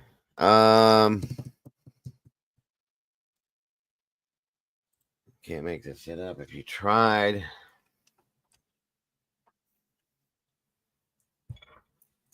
There's gonna be Chalk Baby, you know it better. Nobody else wants to join me up here. Kind of hurt my feelings. It's okay. Thank you, Stormy. I appreciate you, dear. All right, let's get to this other document here. Hold on.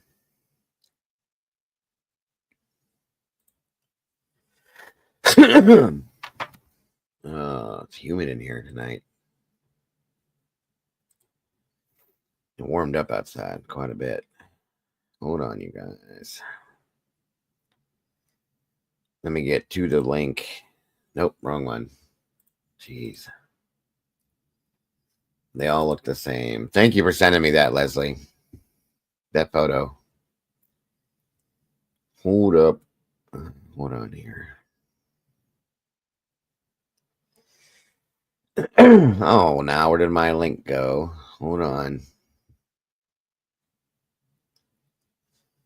There it is.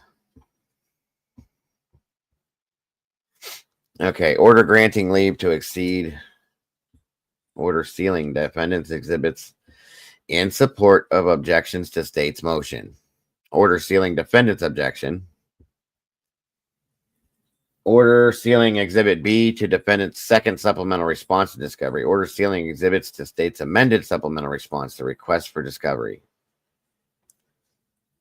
Holy shit. 1, 2, 3, 4, 5, 6, 7 were dropped. Order sealing state's Exhibit 1 through 4 attached to response in motion. Is this it here? Let me see.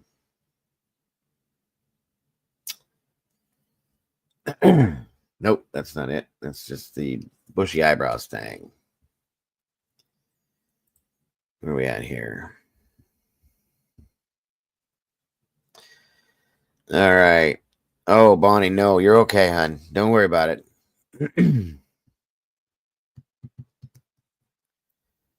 I understand, Candy. I understand. I understand why anybody would think that, but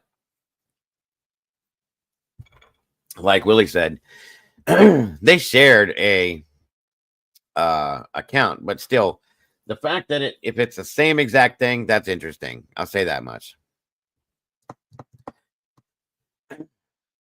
There's Miss Bonnie.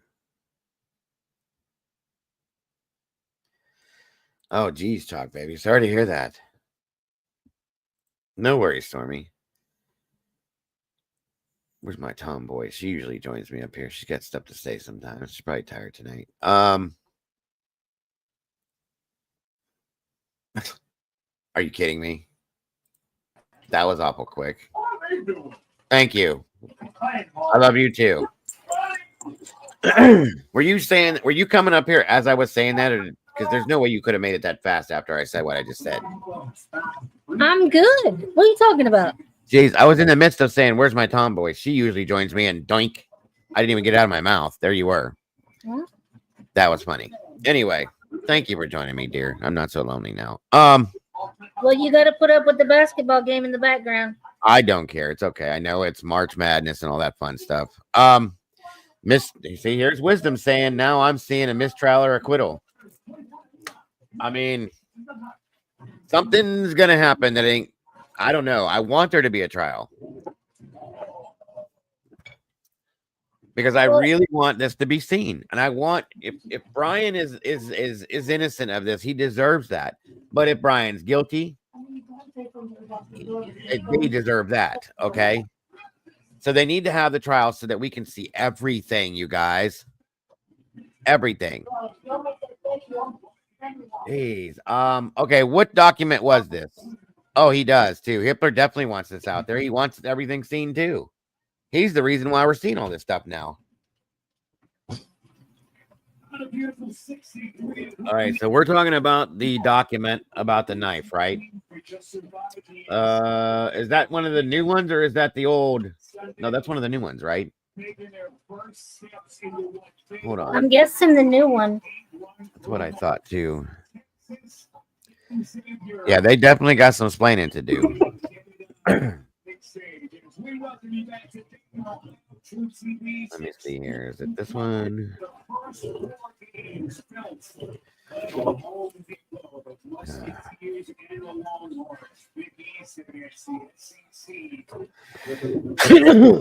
Oh my god, my allergies are killing me, you guys.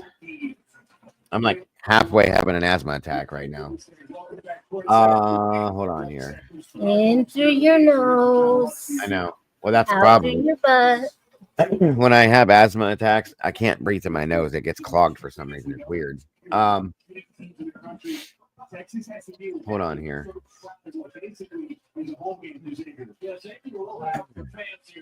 Okay, so that's not the right one either. 1 minute. Turn that down. Have to turn the TV down. Inflammatory evidence.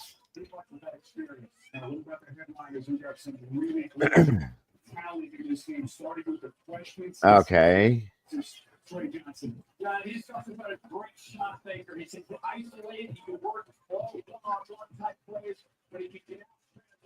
Is that better, Miss Alicia? Oh, it wasn't bothering me, but okay.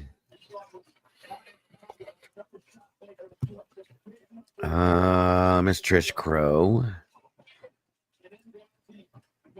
Yeah. Well, if that's the case, or they have to figure out how they got him there. That's where they're going to have to prove that then.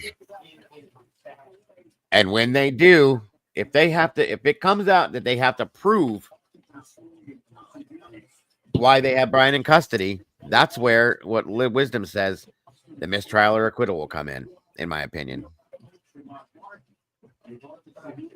That's okay, Alicia. I understand. Where the hell did you just go? There you are. Don't ask. It's okay. I'm looking for this document, you guys. I'm sorry. I'm going through the new stuff. Starting, actually, there's stuff that dropped on the 17th too. I think more dropped on the 17th 2 days ago than what dropped today. Jesus, there's like 30 documents that dropped on the 17th. So hold on here. Okay, death penalty comments, eliminated messages. Objection to state's motion in limine alternative perpetrator. Interesting, right? Hold on. I'll find it, you guys. Inconclusive data redacted.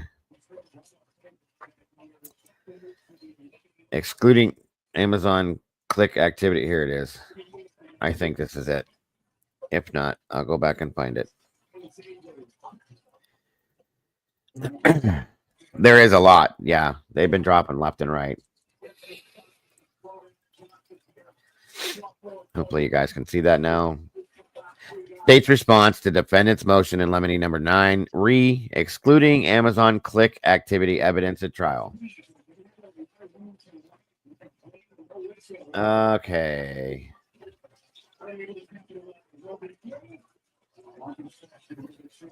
On November 13th of 22, law enforcement responded to 1122. We know that. Payne attached as state's evidence S1. 4 victims were found deceased with apparent stab wounds. 1-2, a K-bar knife sheath with the United States Marine Corps logo was found lying next to one of the victims. Brian Koberger's DNA was found on such said knife at the scene. Okay.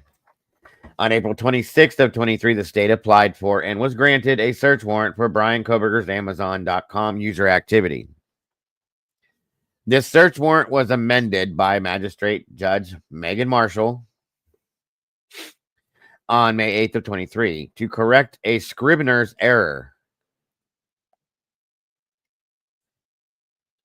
Somebody look that up real quick and see exactly what that is, if you don't mind Googling that. Amended search warrant dated May 8th of 23 attached as State's Exhibit 2.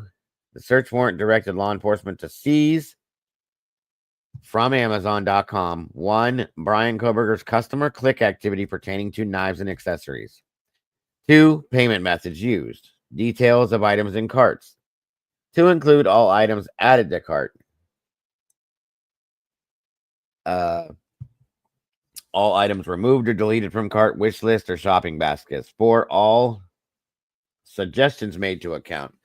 All records regarding reviews by other Amazon users. Reviewed by Brian.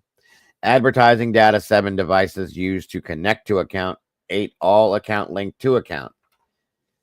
The search warrant was limited to March 20th of 22 to March 30th, 22, and November 1st through December 6th of 22. The search warrant was served on the 10th of May, 23. Maori affidavit attached as State's Evidence S3 on June 27th of 23. Amazon.com provided law enforcement responsive data for the dates requested for each of the above categories. This evidence was provided to defendants as AB00388 on July 12th of 23. Manager 2, Law Enforcement Response LER for Amazon.com as a witness for the above evidence. As articulated in the disclosure, it is the state's position that Shane Cox's testimony is not expert testimony pursuant to Idaho Rules of Evidence 701. However, out of an abundance of caution, the state disclosed Mr. Cox as an expert pursuant to Idaho Rules 702 and 703. The state made this strategic decision solely to ensure the state was not precluded from calling Mr. Cox as a witness. Welcome, Wade. Good to see you. Where'd everybody go? Court subsequently made the determination that his testimony is based on specialized knowledge. Okay. On March 14th to 25, and in response to the court's January 24th instruction that more disclosures were needed, the state filed an amended disclosure. And the argument there is that the remainder of, wait a minute. The defendant primarily relies on Idaho Rules of Evidence Rule 106 as the basis for his motion to exclude Amazon click history. Data IRE 106 states. 801. A statement is defined as an oral assertion, written assertion, or nonverbal conduct that the person intended it as an assertion. Examples of related writings or recorded statements related to IRE 106 include the transcript of defendant's taped interview. Interesting. I'd love to hear that. Videotape of the victim's interview. I'd love to see that too. Defendant statements recorded on police officer body cam. Okay. And defendant cites the Idaho Supreme Court's ruling in Ogden regarding the reasoning for the adoption of Rule 106 completeness doctrine. As this court is well aware, Stephen Hippler was the presiding judge. Ogden was a felony case. The evidence at issue, officer body-worn video, fell under purview of 106 on appeal, the Idaho Supreme Court. Okay.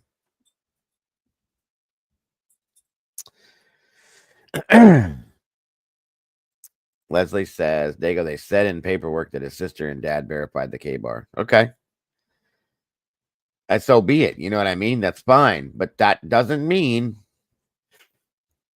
guys, I mean, if the man bought a knife,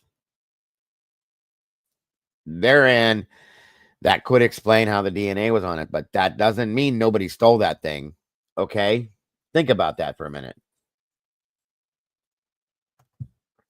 That would absolutely make this make sense then. If somebody stole that thing from him, if it was there, or if he sold it, which I don't think that's the case at all, but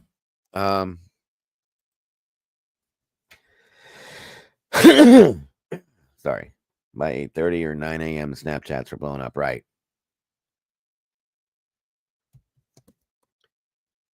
I'm trying to get down through here. We don't need all that other stuff.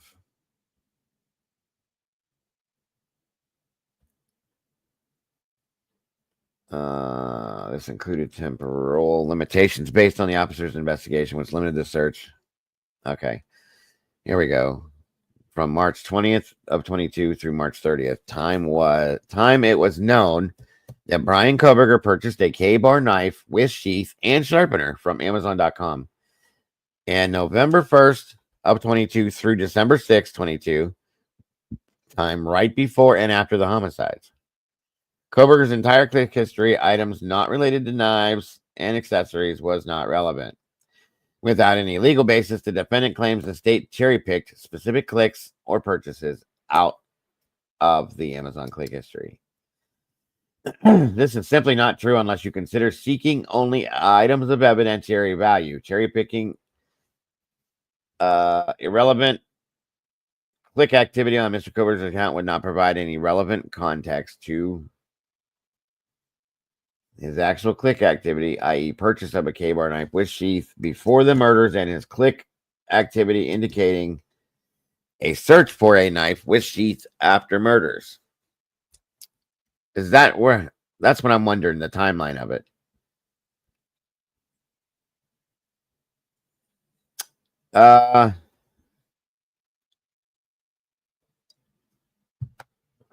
The defendant appears to argue that the evidence of the defendant's Amazon.com click history is not relevant.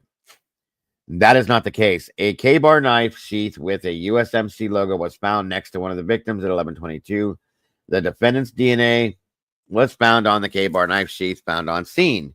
Applying the test for relevancy, Mr. Koberger's click activity, which shows a purchase of a K-bar knife and sheath before the homicides, make it more probable than it would be without the evidence. And the K-bar sheath found at the crime scene was Brian Koberger's. Second, Koberger's click activity after the homicide makes it more probable than it would be without the evidence that Koberger had a reason to search for a K-bar and sheath after the homicides.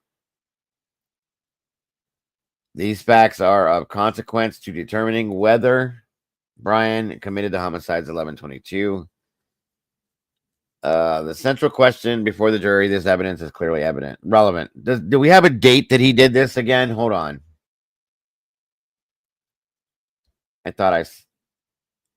Hold on, you guys. I know there was a date. Where the hell did it go? I just read this shit.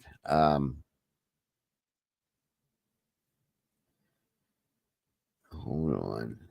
Damn it, Jim. Are you still here, Tomboy? Maybe not. Okay.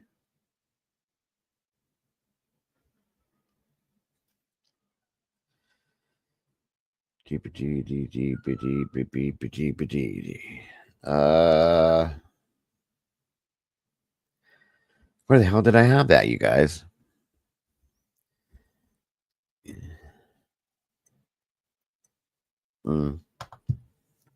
Thank you, Tandy. Right, Kate. I agree. The knife was delivered to his parents' house. Okay. When? Is there a receipt for that of when it arrived there? That's my question to Mittens. And that's the other one. Where are the receipts from Amazon? 100%. Hold on here.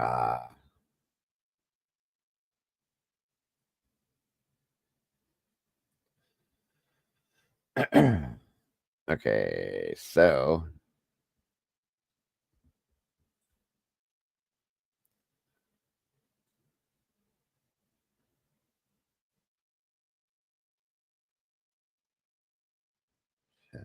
hold on, I'm looking for something specific, guys. Bear with me.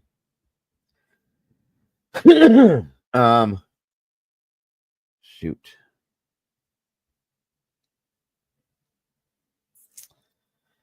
I know I just saw this. I'm trying to find the date that the purchase was. So this was prior to moving to Washington that he purchased. I'm guessing SRB, yeah. He moved to Washington, from my understanding, it was, I think, June or July of 22. I do believe. It was before, of course, before school started.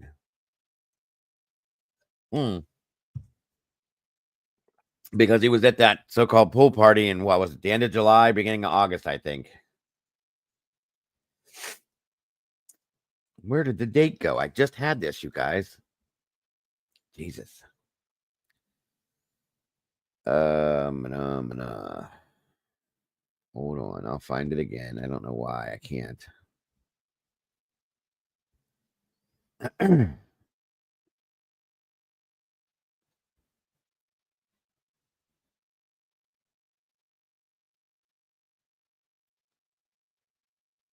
I'm just speed reading this, so bear with me, guys. I'm sorry. What I call speed reading.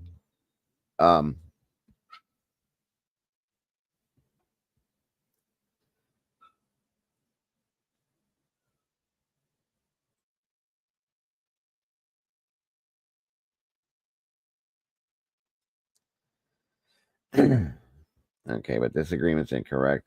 To confirm the state has disclosed defendant all data, including clickstream data, state narrowly tailored a search warrant for evidence. Okay, blah, blah, blah. Right? Oh, here we go. So, which time was the search from March 20th through 22, or March 20th of 22 through March 30th of 22? Time it was known Brian Koberger purchased a K-bar knife with sheath and sharpener from Amazon.com in November 1st through 22 through December 6th, time right before and after the homicides. Doesn't really give a date that he did this. Hey, Don, good to see you. Thank you for joining us. And Colby, yes. Miss Jules has done a great job, guys. And again, her link, I put her link in the chat here, guys. If you have not checked out what she's doing, please do. There's the link again. I don't know, Tomboy, what are your thoughts on this now that you're up? I haven't let you say a word.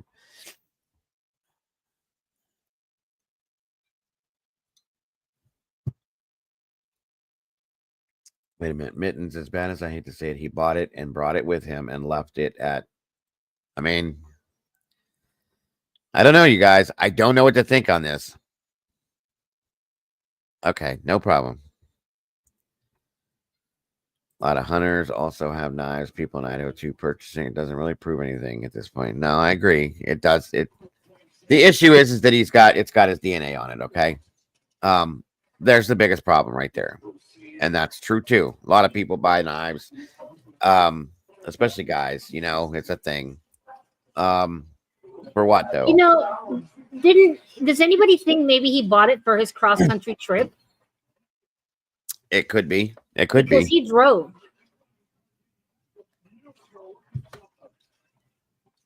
That is a good point. And like Willie said, his whole family shares an Amazon account. Exactly. So it could have been one of his sisters, his dad. I don't know the mom would, but Bobby just said that if the Amazon warrant return showed a purchase and payment method, shouldn't it have shown a delivery information? I would think so, Bobby. That's a good point. It was stated that it was delivered to his parents' house in the chat already. Somebody said that. So did it go to his dad? Did it go to his or his mom? And if that's the case, it has nothing to do with Brian. It's just a coincidence, okay? Rowena says that it says no, investigation not bought. So when I read through this before, guys, a long time ago. Did he click on it and not buy it? Did he buy it? Did he purchase it? Where's the receipt? Exactly. It just says that's his click history. It doesn't say anything about he purchased it. I have not seen anything that says that he purchased it. Don, I have had an Amazon account for 15 plus years and I've never bought a knife. Not have I bought a sheath. Nor have I bought a sheath, right? Okay. From my point of view, you have to add all this together. At some point, it stops being coincidental. That's the only thing, though, Cap, if that's the case. It's not even coincidental. They're picking just to. It's a narrative. They have to go with it. They have to find what they can. I see what you're saying, Mount Man. On my toilet. Not Cap, North Carolina Mountain Man. Sorry, buddy. I don't know why I'm so used to. Is it DA not 2 and 2 together? I mean, I don't know, bro. I don't. All this other stuff points away from it, though. That's the problem I have. Why even mention click history if you know he purchased, right?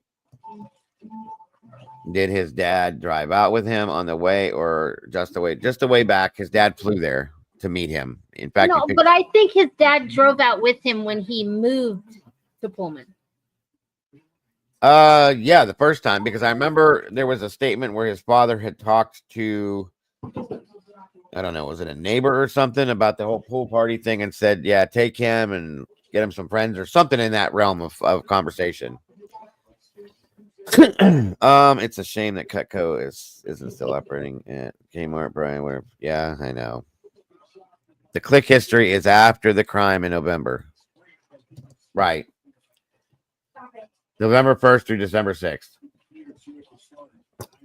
Knife with sheath and sharpener from Amazon. Guns, knives, swords. A lot of guys like collecting weapons, right? That is a big coincidence. I will say that, okay? And you got to look at coincidences at times, but I don't think that answers everything. Thank you so much, SRB. I appreciate that very much, guys. We don't ever expect anybody to donate anything to the channel, but if anybody should choose to, there are the links through Venmo, PayPal, and Cash App. And I think anybody that does, it does help to keep this show going, pays the bills, so on and so forth. So thank you for that, SRB. And thank you to anybody that chooses that. Alicia said, my husband isn't a murderer or a hunter, but he has knives. And I do too, guys. You've seen mine, and I don't hunt anymore. Hey, Unsolved Cases and News. Welcome. Good to see you. No. I know. You're good, bought 60 swords off Amazon. Right. And he says, I want to explain. I'm not trying to convince anyone. I'm just explaining my point. No. You're good, bro. I understand. That's what it's all about in here. Nobody's going to be upset with you with that. It keeps the lights on at Hotel Dago. Yes, it does.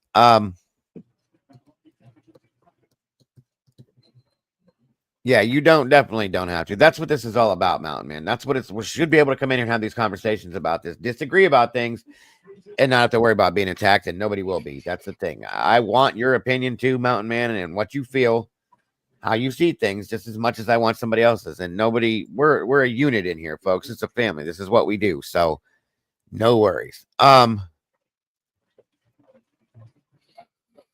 You mean I got brothers that aren't assholes? If you want to say that, yeah, of course you do. Ancestors. Good, because mine is one. Well, I'm sorry to hear that. Nah, you wouldn't be. Well, I get it.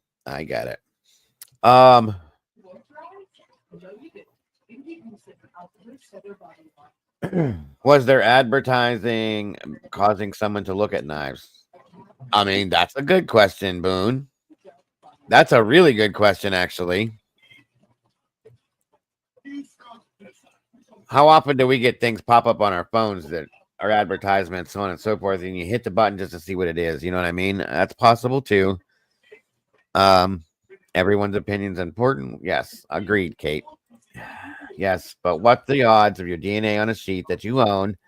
There's no explaining that away at this point. The only option is proof that it was stolen and he was framed. And that's a good point.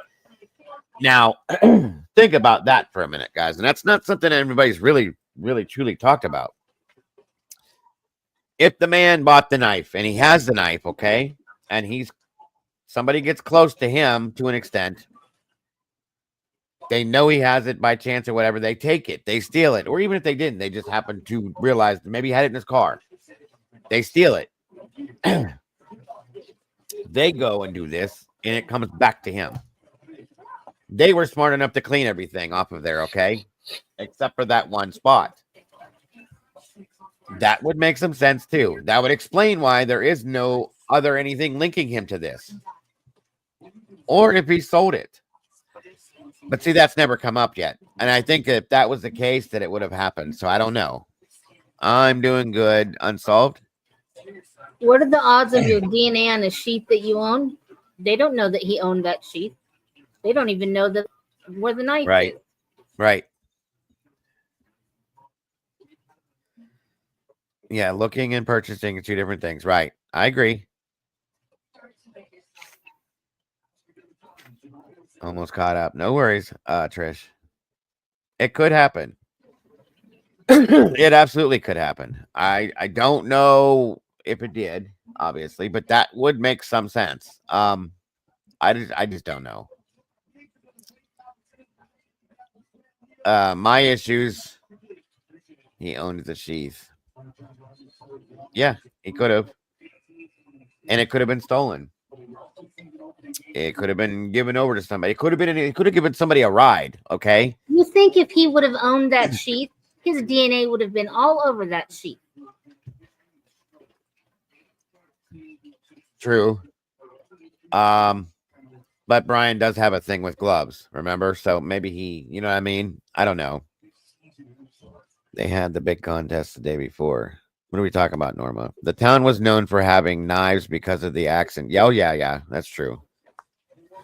Oh, I get it. I got you, Candy Girl. I get it. Latah County's big. And there's a lot of flat areas that you could like literally drive by and see deer and elk just hanging out. And if it's hunting season, guess what? Well, it's November, so yeah. You just pull over. You know, you can grab the shotgun that's still in the back window over there. Right. I mean, everybody has knives and stuff up there. My thought was too, is what if the man had the knife in his car as like, you know, protection or something? And he gave somebody a ride home from the college or to the college from his apartment complex or to the store, so on and so forth, and he wasn't paying attention, and they get out of the car and it goes in their pocket. You know what I mean? I'm just saying. Why has the autistic thing been released? That has to do with the death penalty. Yeah, that's the that's how you that's what they're using to challenge the death penalty. Will Ann Taylor respond to this? I'm sure. I am sure. Okay, so someone happened to use another sheath that's identical to Brian's, and it has his DNA. That's just no. I'm not saying that. That is a lot. Okay, I have a question. Yeah. How did they know what the so-called sheath that he had? How does anybody know what it looked like? What do you mean? The one that he had? Yeah. I guess it's based on what his purchase history was. Where it says limited the search from March 20 to 30, 22. Time BK bought a knife sheath and sharpener from Amazon. So does that mean that they know that was purchased? I'm not 100% sure, LR.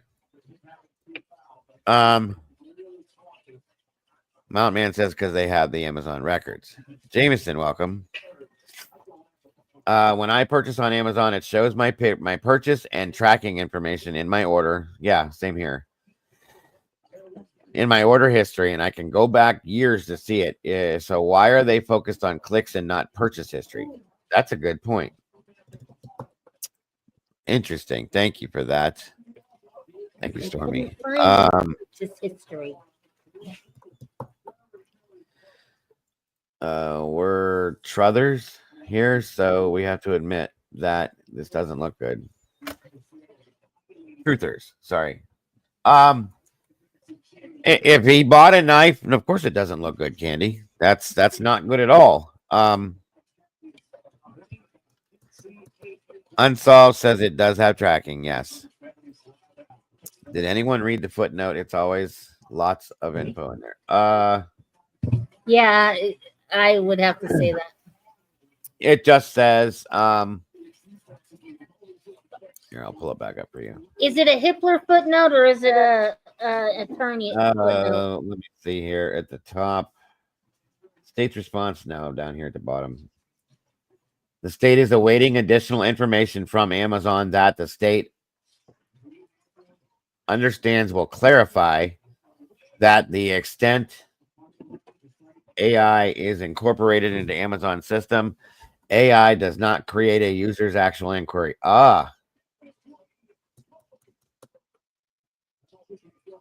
What does that mean though? Like it doesn't create a user's actual inquiry. Huh. Okay, hold on. The defendant argues that Amazon's recommendation system influences what users see and click on. Defense motion at 3, but this purported use of AI technology is not relevant. Even if an algorithm might suggest certain products to a customer, the algorithm would not cause a customer to repeatedly and over the course of several days browse web pages relating to K-bar knives, sharpeners, and cheese. So this is not stating that he bought one; it's stating that he's looked at it. That's how I'm reading this. Well, no, it does say time it was known Brian Koberger purchased a K-bar knife with sheath and sharpener from Amazon. That says that, yes, but this down here, what they're referring to is about his views on it. Sorry, I didn't mean to interrupt you. Yeah. So if he actually bought a knife, let me ask this: why are they worried about this then? About his views on it. You know what I'm saying? How many times you looked at it? And that's what I where said. It says he was looking for a replacement. Wait, what? I'm reading. Keep talking. That's what I said, Tandy. He either, if he did buy it, it's possible that he sold it or somebody stole it. That would explain that. To his dad.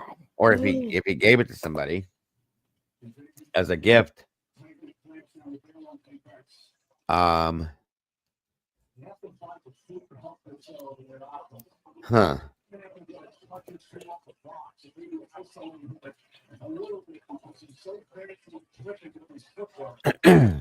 So to play devil's advocate, he's looking for a replacement in March. But couldn't that mean that the knife was lost or stolen and he was replacing it because of that? Yeah, that could very well mean that. But that is a bit of a reach. I have to agree with Mountain Man. But still, it could mean exactly that. That could be just his favorite knife or something, and then it was stolen. Now, then again, I think that would have been brought up, though, in documents somewhere. And that right there, could someone else in the family purchased it? They share an Amazon account. LR, that's fact. So his dad, his mom, or his sisters, either one could have purchased this knife.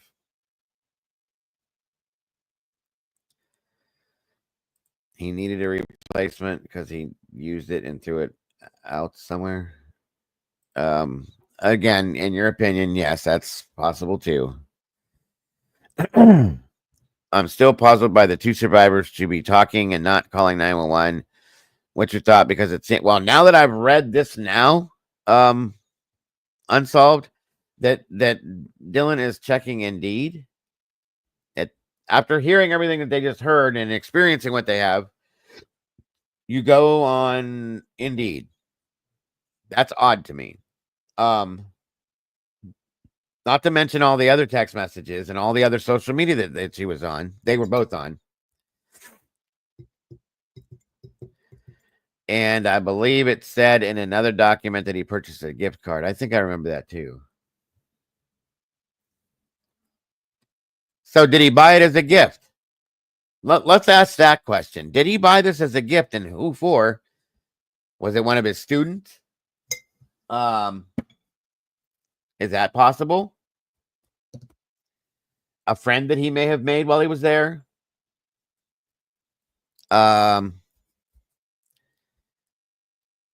So that in itself, if that's able to be proved, of course you have to prove that.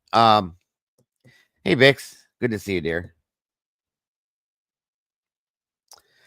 That's what I'm saying. Could it have been gifted to somebody if it was in March? He wasn't even in Moscow. Right. It very well could have been. And then this happened. I think if they had proof he bought both and found his DNA on the sheath at CS, that they'd be trying to plea. That seems like too much to overcome, in my opinion. I am me said. Thank you. I think if the family had the K-bar, they would probably say, hey, no, I have this knife. Or at least they would throw it the hell away and not even talk about it because they know that it could incriminate him even more. And they both talked to their parents hours before calling 911. First thing I would have told my kids is that 100%, Bobby, and nobody did. So that's another problem. They talked to their mother and father. At least one of them did. Handy's asking where it says he's replacing it. I don't know if that it says that. I think that was just a what if. Excuse me. Some grocery stores have the boba kits in the frozen section. Yes.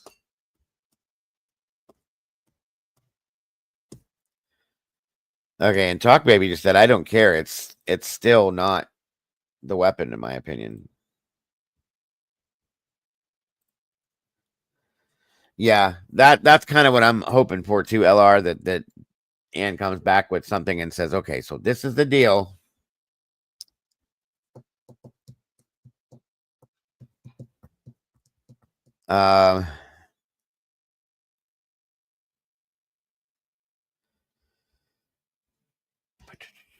Okay, so wait a minute here. Yeah, it doesn't say anywhere in here that I saw that he was replacing anything. Did somebody else see that somewhere? Because I didn't read that. I think that was just somebody's like, what if this is what he was doing?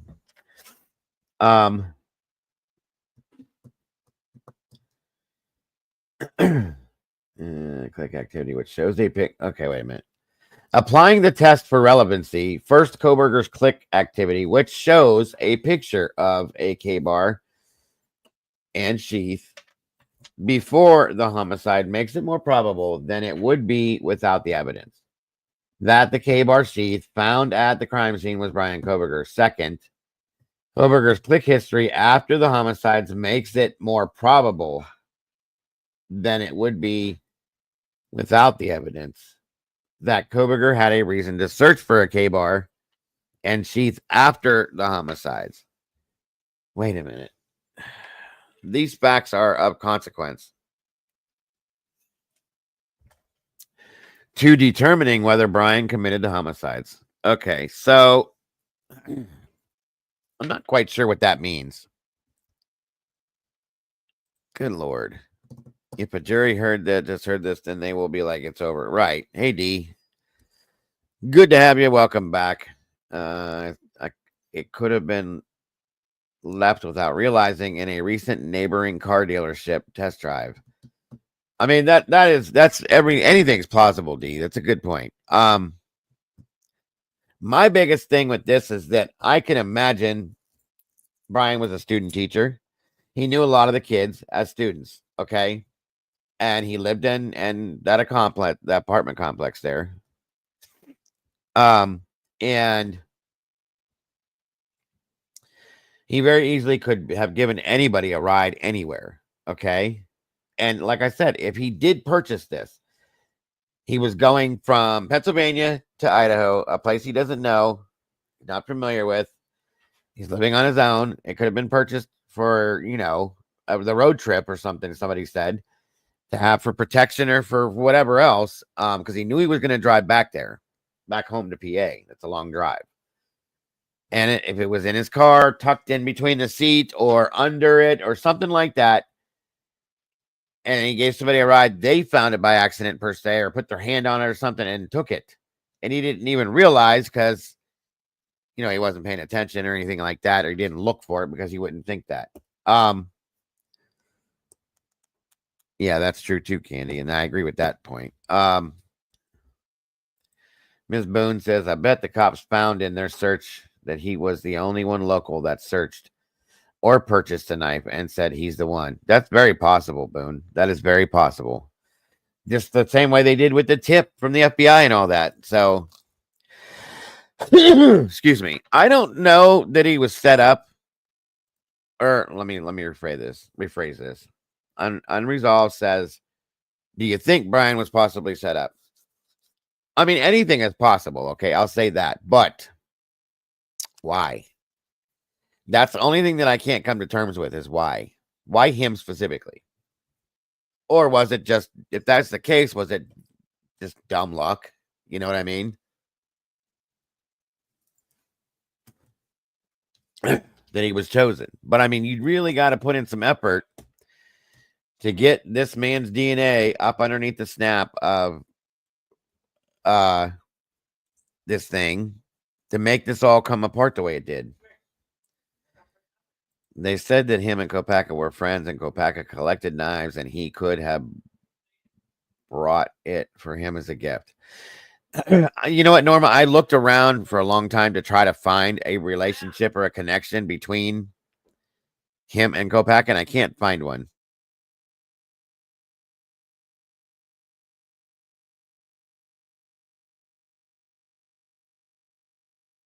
And I have to agree with that too. That's always been my thought that the DNA is junk, Boone. I agree with you on that.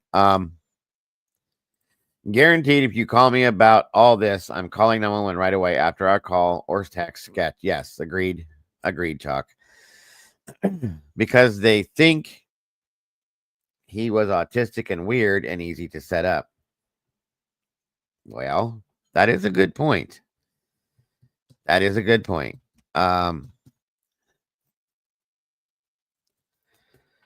Like Steve said, wasn't liked for his new ideas. That's possible too.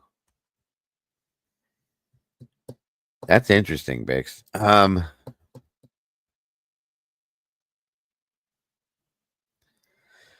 I don't think there's anything weird. I am me. Where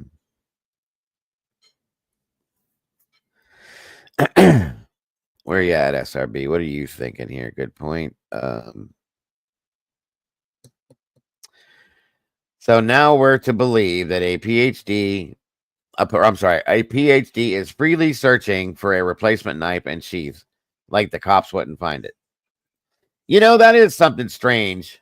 Let me ask this. With all the knowledge that this kid has, and in crime and what do you call it?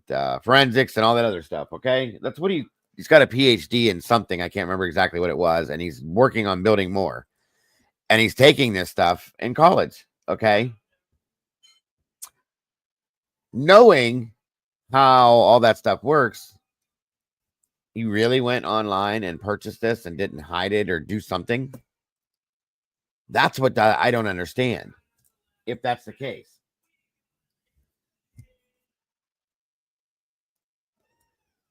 Hold on a minute. Who said that? I got another email. 1 second here. Oops, sorry guys. Hold on.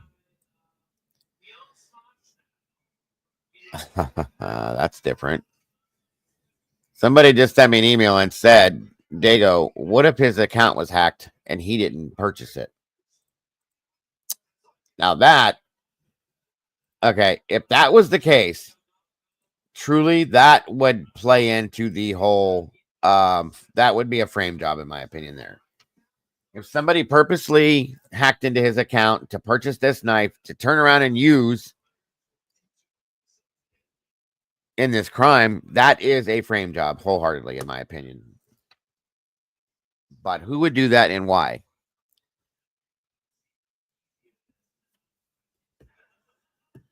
To be able to, yeah. And you'd have to be able to hack their account to do that too. So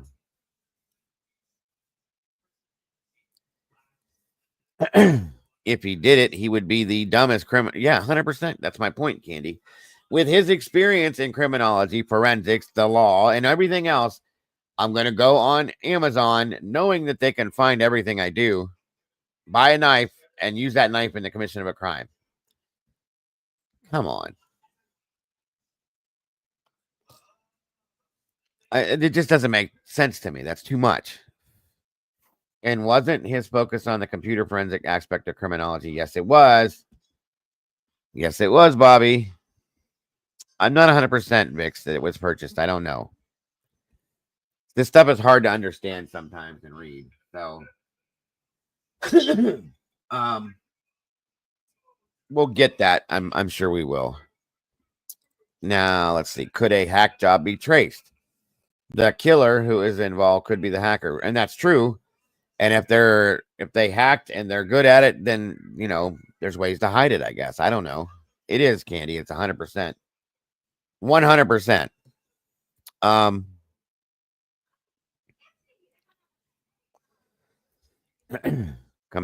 Well, there's someone in the computer science department who didn't like him. There was a few people that did not care for him as a student teacher. That's a fact. Oh, I'm sorry, Mark and Betty. God bless her. I hope that she's going to be all right. I hope everything's okay, Mark and Betty. Please let me know. God bless, and prayers and thoughts and prayers to you, my friend.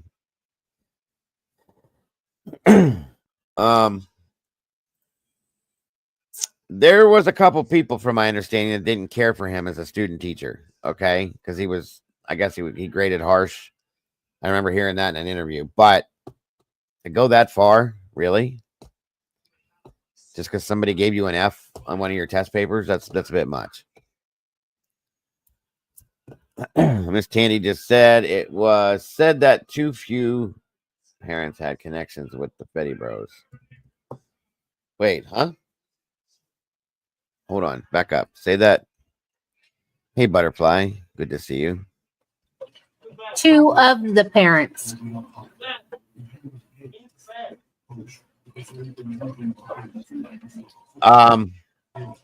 It was said that two of the parents had connections with the Fetty Bros. Remind me who the Fetty brothers are, please. I know the name.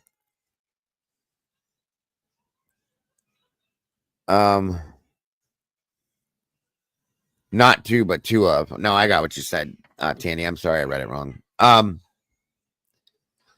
Big Bri was the most persona non grata of all time. Just saying, it's okay. And you know what? I respect that you think he's guilty, Butterfly. It's okay. Nobody's going to say anything to you because you feel that way. Huge rug trio in Washington State. Wait, huh? Oh, got you now. I forgot the rug thing. Oh, that's why I know the name. Okay. And two of the parents, yes, we know that. Yeah, 100%. That is true, Tandy.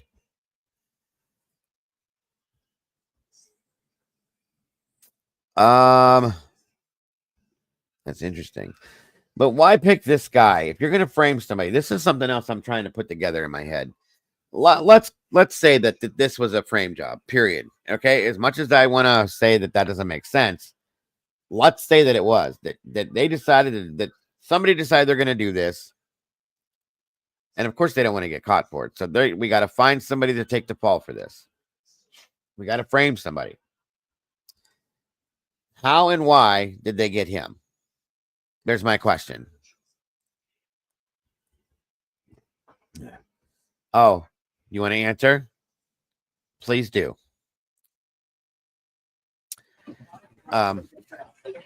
Like I said before, I think their original person was the other BK. Oh, okay. And I think a lot of that was to do with because some of the other drug dealers didn't like him. Well, and if he was presenting ideals, from my understanding, trying to get a job with the law enforcement agencies, things like that, so on and so forth. Boone says easy target. Vic says Kopaka. Gee whiz, welcome. Maybe he found out something that he shouldn't know when he was a student. That's what I was going at. If that was the case, that's my ideal. I think one of their CIs turned Kopaka basically said,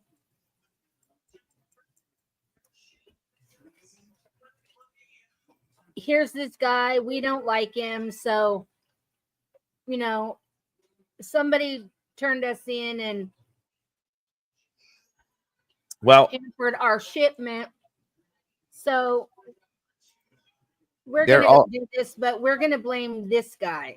There also was a huge bust. Was it the following month in Pullman that Jesse James Bailey? That was Western Washington. That wasn't okay. My apologies. Sorry. There was, however, a huge bust in the Spokane Coeur d'Alene area literally 10 days later. Yeah, that's what I was thinking of. Okay. Yeah. Do you remember when they kept saying they went down through Julietta? Yes. Yes. There's a huge dealer that lives in Julietta that somebody turned on. Okay. And I think they were trying to send a message. Oh yeah. They got the parents to turn evidence, and with the promise of we'll protect you. Okay, well, they may have protected the parents, but they didn't protect these kids. And that's the thing. I was wondering about that because we've looked into that angle. You remember, Tomboy, a long time ago. Somebody turned state's evidence to get out of jail time or whatever, or lessen it. Let me say that. And then, yes, you're under police protection. You are protected, but guess who's not? The rest of your family. So yeah, and that definitely would send a message. And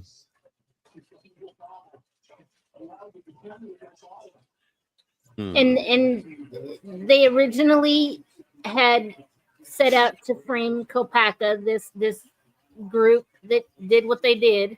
Well, when Kopaka was taken out, Moscow's like, well, shit, now what do we do? Right. So right. I'm almost 100% certain they went through Kopaka's phone and found out, because it was known that Ryan had fell off the wagon. And I'm pretty certain they went through his phone and found out his contacts and stuff. And just surprisingly, he drove a Hyundai. Go figure. That's true. That's true. You guys, I cannot, with everything that we have seen from the defense, and I know that's their job, but seeing these text messages now, hearing the other things like this, I can't put this on him. I always have had a weird feeling with the Kopaka situation because how it was put together so fast. But I'm not saying that because they've never shown a relationship. I can't find that. I went looking for it, you guys. I went looking for a relationship between him and this guy. They seem like two opposites. Kopaka was more of a manly man, in my opinion, military guy, rough and tumble, blah blah blah. That Brian definitely was not. Okay. So, but I have said since day one, since I got the alert, that this was not going to be what everybody thought it was going to be. Wisdom said that too. Hold on. Hey, Fo Popper, what's up, brother?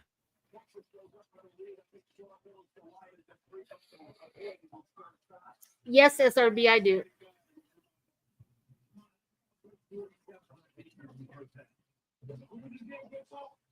And Critical, you're right. And when you have nighttime cameras, if it's silver, it's going to look white.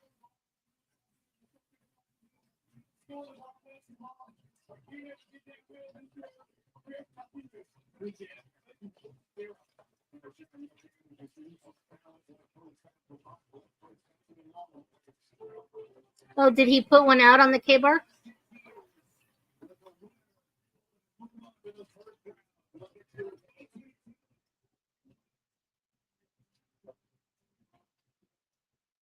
I think the video that captured my attention most was the person by the trash can. Who the hell digs in a trash can, in a trash dumpster? Who?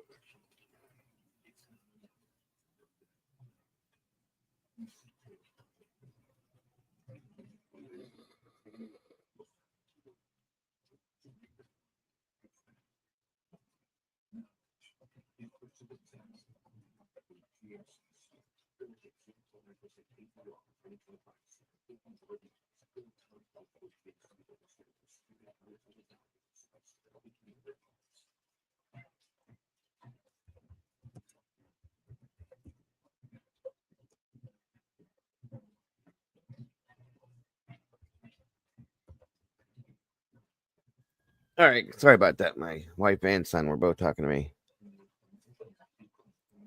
Don said, "Does anybody want to bring up Doug Wilson while we're at it?" I think we looked at that angle in the very beginning. Do y'all remember the 2 escaped convicts out of Ada County? Yes. That drove up to Julietta and then over to Orfino and killed or unalived 2 people. Yep. Yes, ma'am. It's the same thing. And Wait. they were with the same group. Oh, yeah.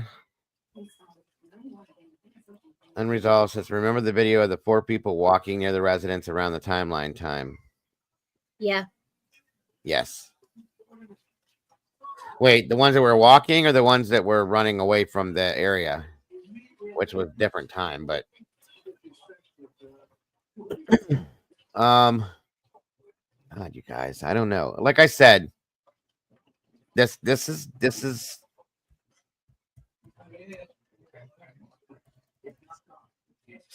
I still have questions about the fact that the FBI was in Idaho the time that this happened. And if that's the case, why? What were they doing? And I'm not saying they're involved in it. I'm just saying, like, what was the deal and why? I just wondered if that had anything to do with what may have happened. Most people in the military initial their case. Oh, well, when you're handed those, they have to so that they know it's theirs. Yeah. One was dropped off and went and looked in the dumpster for a pew pew. I remember that. Not a pew pew. Well, I think it was a package. Personally, I don't think Rudy Tooty stabby thingy. Oh, you think? Okay. A Rudy Tooty pokey thingy. That makes sense too. There's some. Yeah. Okay. Go Don. look.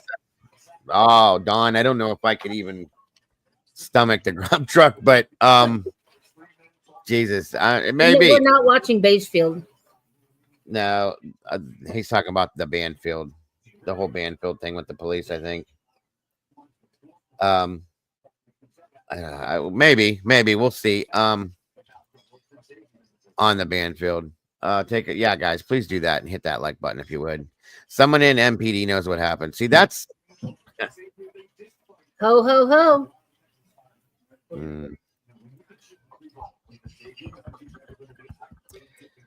I can't land my thoughts on anything, you guys. Now seeing all this shit too.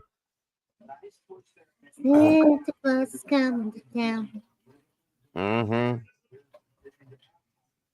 Captain Jenks, there's Cap. Good to see you, buddy. Thank you, SRB. Banfield now. Wait a minute. Banfield now, they were some bushy eyebrows. Yeah, especially the one kid. He definitely was. But I don't even think that has any bearing on anything. Because here's my thought. Okay. Now that we've heard what we've heard between them, where they're talking about through text messages, the mask. She said, like there was something over the forehead. How did you see eyebrows if there was something covering the forehead? Like a ski mask? Okay, you don't see eyebrows in a ski mask, guys. You see eyeballs. that changes something for me there too. So I'm like, wait a minute, hold on. I think that should have happened in the very beginning, Talk Baby. I think everybody that was at that house should have had to take a lie detector test. I know they're inadmissible and I know they're junk science, but it would have said something. Yes, if anybody would like to join me up here and me and Tomboy, there's a link pinned in the chat at the very top. Just click on it. Come backstage if you'd like to, and you can just show your face for 3 seconds so I can ensure it's you and not your buddy. And come on up, guys. We can talk about it. That's my thought. If it's a ski mask, you're not going to see the eyebrows. You will see this.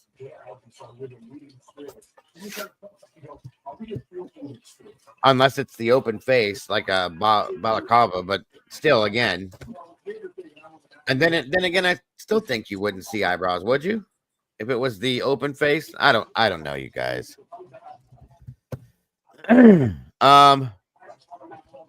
They are junk. I agree. Well, if you go back and read that thing, she is all over the place at what she saw, what she didn't see, what she might have saw. It doesn't match up anything at all to those text messages. Oh no, and that's weird. Well, there are text messages missing that have been not put out there yet, and I understand that, but what she said and what BF said, it doesn't. Whatever the state put in that paper, it doesn't even match up. No, and I agree.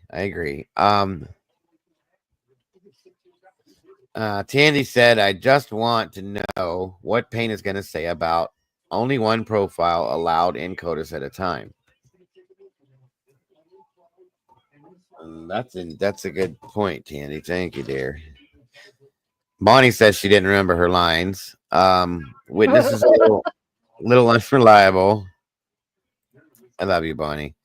Do we think maybe Dee was on some substance and thought she was tripping and all this was her imagination? Well, with the firefighter, the vacuum cleaner, I'm like, what are you looking at? How are you seeing these things? But I don't know. And no, when they say handheld vacuum cleaner, are we talking about like a dustbuster? Okay. Or are we talking about like the one that looks like a broom that you push? Do you know what I'm talking about, Tomboy? Oh, yeah. A sweeper. Yes. Just a little push thing like that. Not the full deal vacuum like what most of us have. Right. It's called a sweeper. Right. So when I hear handheld vacuum cleaner, I'm wondering, is that a dustbuster or one of them little deal things? And I'm trying to think of like, what could you mistake that? What could you mistake as a dustbuster? A knife, maybe. I don't know, but probably not. Or something else that has a sharp edge as a weapon. Miss Sherry just said, wait. I'm not getting the full picture here. You're saying a dustbuster is the same size as a K-bar with a sheath? No. What I'm saying is, thank God. Hell no. Come on now. What I'm saying is, there's no weapon that's been found. Yes, there was a K-bar sheath found there. That does not mean that that's the weapon that was used. Okay. Exactly. There's no facts to that. There could have been a Swiss Army knife shoved in that thing, or there could have been multiple weapons taken in there, and that was left behind while there's 2 other weapons that were taken. We don't know any of that. There's no proof of that. So, golf bag. What was seen, if it was like a dustbuster type handheld vacuum, could have been a weapon that was seen, if that's true.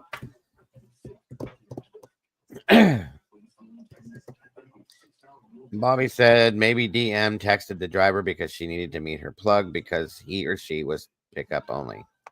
He didn't park his launcher anywhere there because he wasn't there. That's another issue I have too. I don't believe that he parked the car there. Or whoever, okay? The Snapchats are going to be unreal. DM was on Insta from 8:05 to 10. There was no fear here, and the BF texting Jenna, what the F? Yeah, if somebody explain to me who Jenna is again, because I've lost a lot in translation here. I Who is thought she was the neighbor. Jenna McClure? Is that the neighbor? I wish Annie was here. Annie knows that has everything. So does Eddie. Somebody else must have went live because a bunch of people just walked out. Jeff H showed the car driving through the neighborhood though. Showed what car? Jeff H showed a car driving through the He neighborhood. showed a car. A white or light colored car. That's yes. And I wish Sarge would have came in here because that right there, we spent weeks on the car, Dawn, and That's Emily is Hunter's girlfriend. yeah. But who is McClure? I don't remember that. I am curious Jenna as to is Bethany's fiance's sister. Jenna WSU. Yeah, she would. I haven't seen Kim in a long time, guys. She's probably mad at me. Jeff H showed the car driving through. Yeah, Jeff H showed a car, right? Demon Jeff shows a lot of nonsense. I like Jeff. Be nice. No, Bethany's boyfriend's sister. Oh, wait a minute. Bethany's boyfriend. Jake. Wasn't Bethany's boyfriend's name Jake? Zach. Was it Zach? Okay, I thought it was Jake. Or no. Joey, have a good night, brother. Thank you. Night, Joey.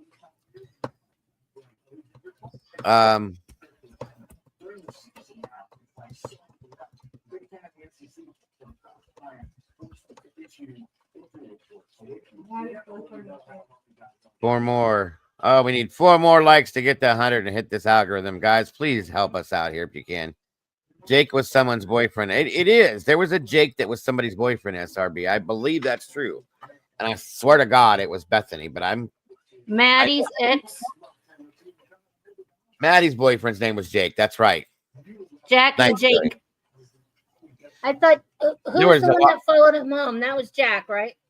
The one that what? That walked him home? Yeah. Or walked into the that was Jack. Jack Showalter. Jack Decor was Kaylee's ex. Jake something was Maddie's boyfriend. And there was another one that was a bigger dude named Jack that was a football player with he had like a blonde colored hair. Too many J's, 100%. We said that before LR too. Yes, Demon, that's right. Shoot. So is J with the JBRO? Be right over. Is that the same J as JM? I don't know. That's a good question.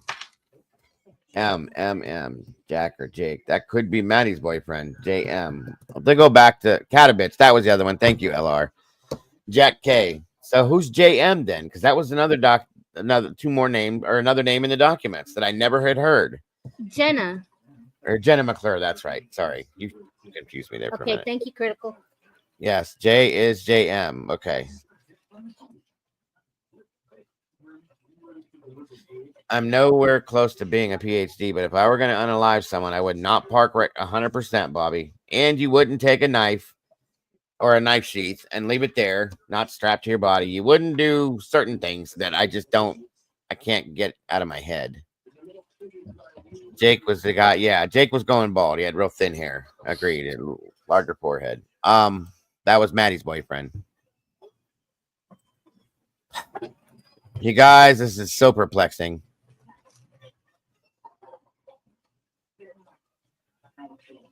Shoot. Tomboy Entertain. I'll be right back. What? Please, if you will. Da da da da da da da da da da da da. Da, da, da, da, da, da, da, da, da. That's it. I got no more.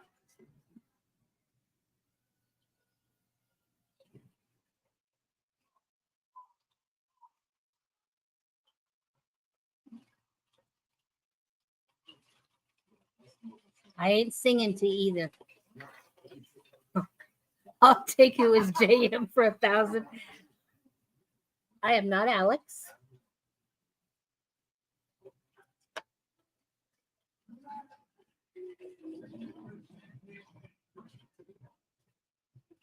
I need to pull something back up. This is driving me nuts now. We hit 100. Thank you guys so much. You guys are amazing. I need to pull that back up. Something was bugging me. Hold on.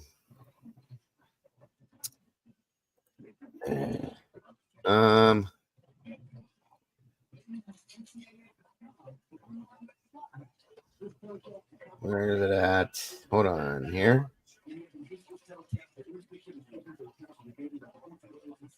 Oh, you hit the algorithm. Good job. I did. Thank you guys for making that happen. You guys are amazing. I so very much appreciate you guys. Bethany took photos. Call activity. Okay, here it is. Hold on. 1 minute. Bless you. I'm coughing. I'm sorry. Excuse me. Excuse me. All right, let me blow this up again. Yeah, demon, it was real. Oh yeah. We're going back to that because something's bugging me. Maybe you can help me.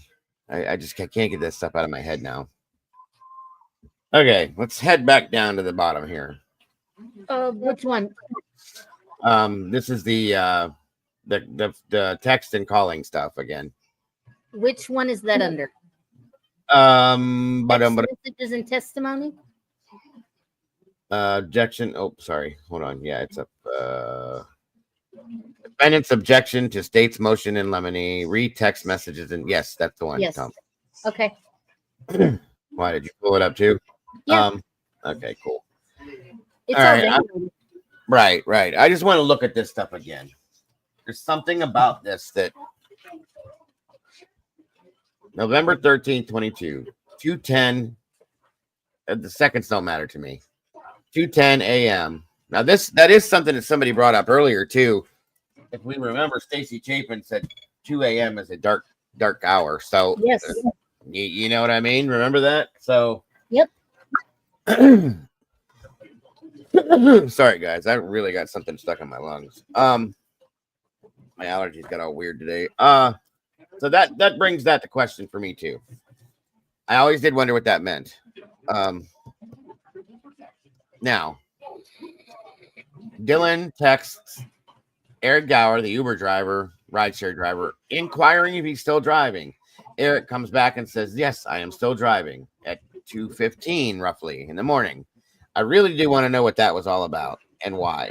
It's pretty much the middle of the night. You should be ready for bed. What are you doing? You know? Didn't he just drop them off like 14 minutes prior to that? He dropped them off at 1:56, I believe. Yeah, so 14 minutes prior to that. Right. Which in turn, Eric, is he still driving? She needed a ride to somewhere for something. I don't know, or was gonna go somewhere for something, but then she obviously didn't. All right, then 2:53. So we're heading back now. 2:53. We were told that what was it? From about 2:20 a.m. to about 2:56, Maddie and Kaylee both were trying to get a hold of Jack. Am I right? I think it was 2:20 something around 2:56. They were incessantly trying to reach Jack with no avail. So, also at 2:53, Maddie calls Bethany. That's Maddie calling Bethany. Now, that's interesting. Why are you calling Bethany? Okay, this is at 2:53. 3:51, so we go a whole hour. Dylan creates a new contact in her phone. Well, I can't wait to find out who this new contact is. I agree with you. And why at 3 a.m. are you doing this? Or 4 almost. Okay, so within minutes of Dylan doing that, Brian enters the house, according to them, and this commences, right? Then we got 4:19 or almost 4:20, 4:19, 1 minute before Brian is supposed to be leaving the house, getting in his car and leaving. Bethany calls Dylan.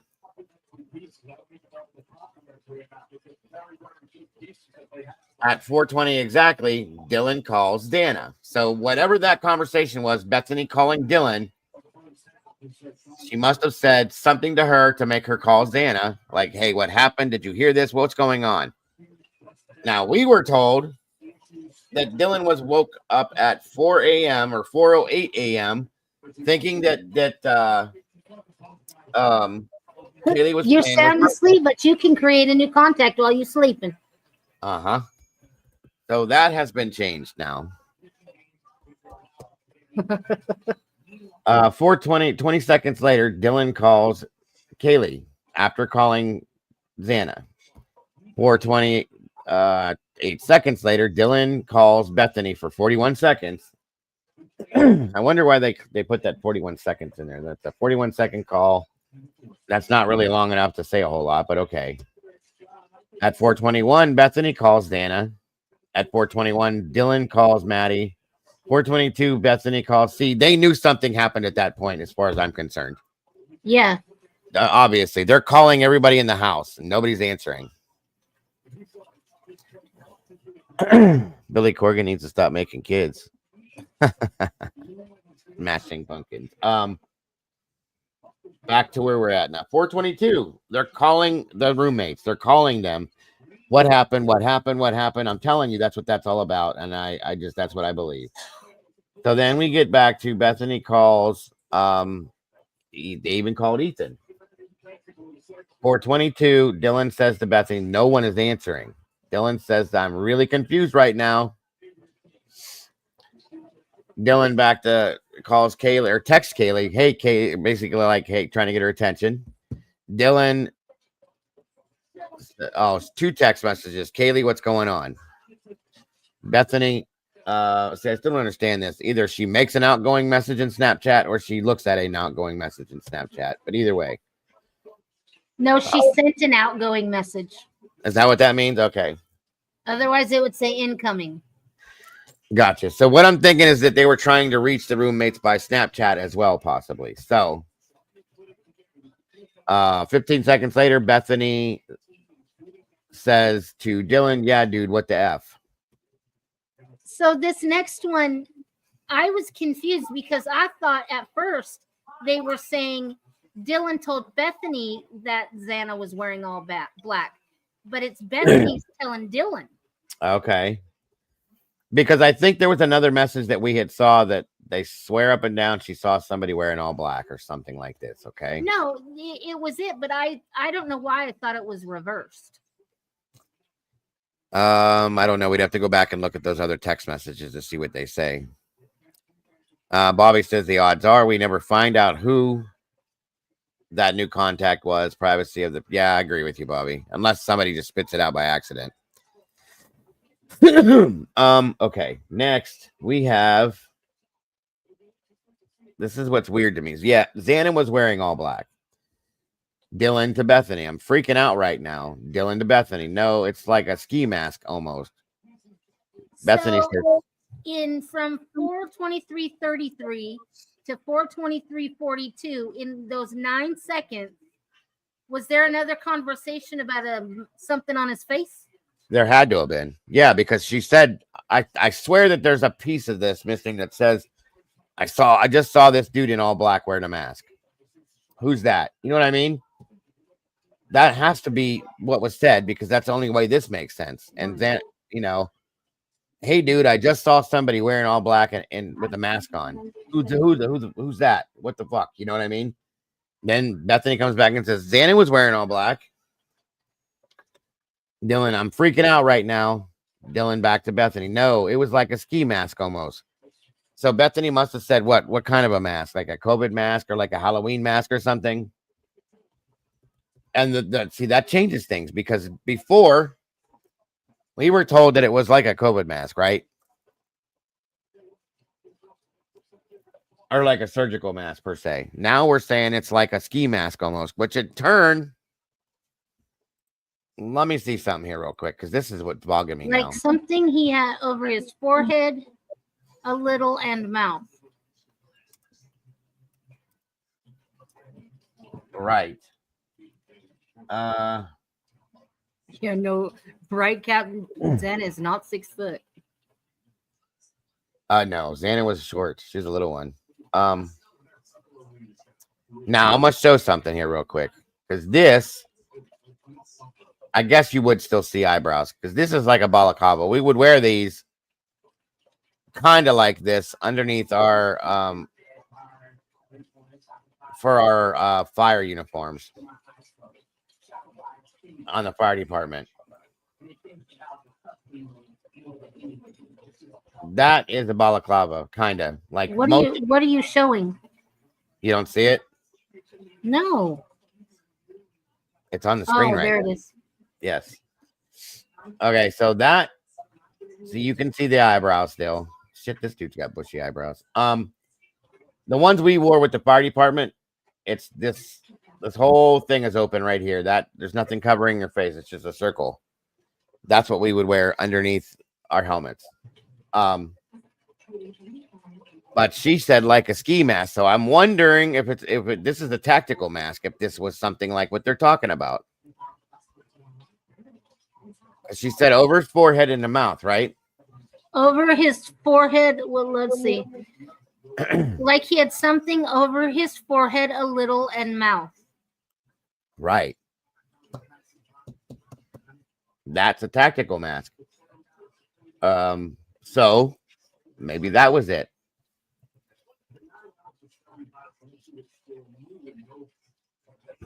I can't see Brian wearing one of these or having one of these for that matter, but okay. No, I think he's too OCD for that. Mm-hmm.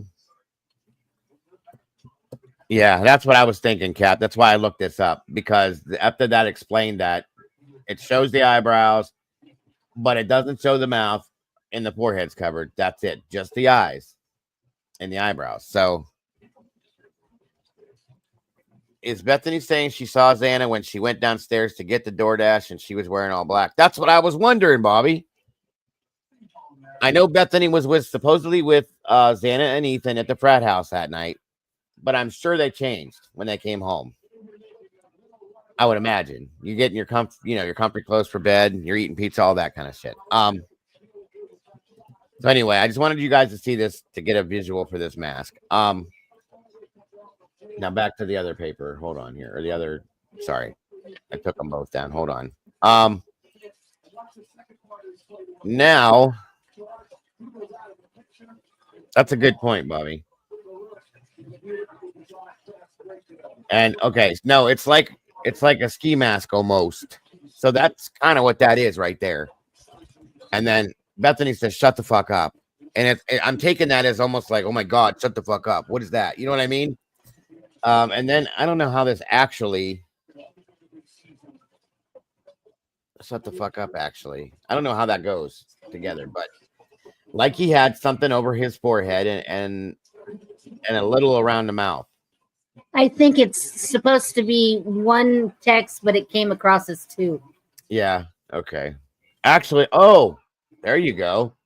Yeah, but it's from two different people.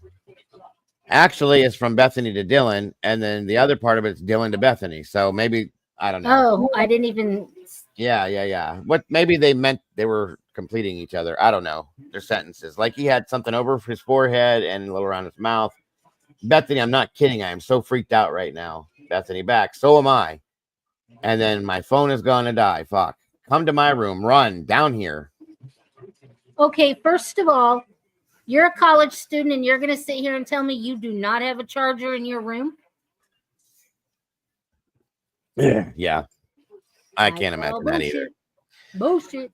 Yeah. LR says actually means like for real. Okay, thank you. I was wondering that. Dylan called. Sorry, I'm a little too old for that lingo. Yeah, me too. Dylan calls Ethan again. And then Dylan to Bethany, Bethany to Dylan. And then at 4:27, now mind you, all of this at this point, Brian's out, he's gone. And they're by themselves in the house now. And I still don't know.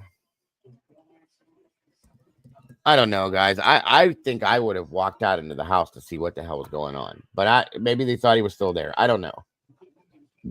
4:25, Bethany to Dylan.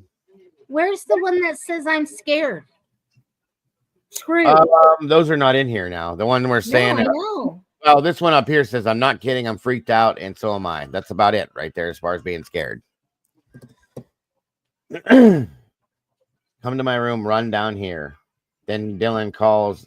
Okay, that's 4:24, 27. So not even 10 seconds later, she calls Ethan again. Dylan to Bethany. Bethany to Dylan. And then at 4:27, Dylan makes an outgoing call. And then a few seconds later, she makes an outgoing message in Snapchat. And then another one in Snapchat. And then Dylan calls Kaylee again. And then Dylan calls Xana again. Then Bethany calls Maddie. And Bethany calls Maddie again. And Bethany calls Kaylee. Bethany calls Kaylee again. And then Dylan texts Kaylee. And then Bethany accesses Snapchat. And then Bethany accesses Instagram. And then at 7:30 that morning, after all this, Bethany calls her dad. And then a half hour later, she calls her dad again. Must have been sleeping, didn't hear it. And then at 8 o'clock, Bethany calls another number. And then at 8:01, Bethany calls home. 8:02, Bethany calls her mom. 8:09, Bethany's dad calls back. And that phone call goes from, well, it doesn't say anything else about Bethany until about 8:41. So she talked to her dad for, what do you want to say, 8:10 to 8:40 is what, 30 minutes? What the fuck is this girl taking photos of? That's what I don't get either. Meanwhile, Dylan is on Instagram, and then at 8:40, Bethany takes a photo of something. And then at 9:04, Bethany's mom texts her back. Then at 10 o'clock or 10:56, I'm sorry, Dylan messages incoming and outgoing Snapchat. I still don't get this with the Snapchat shit. And that's true. Based on what Kim said, that matches up with that shit, you guys. So is this Bethany? Now, if we go back to what Kim said, okay, and I hate doing this, but bringing this, I don't want anybody to get upset that I'm bringing it back up. But if we go back to what she said, at some point, she said that somebody in that house messaged one of their friends, and I think it was Kim's daughter, early in the morning at like 8 o'clock. Bethany calls another number.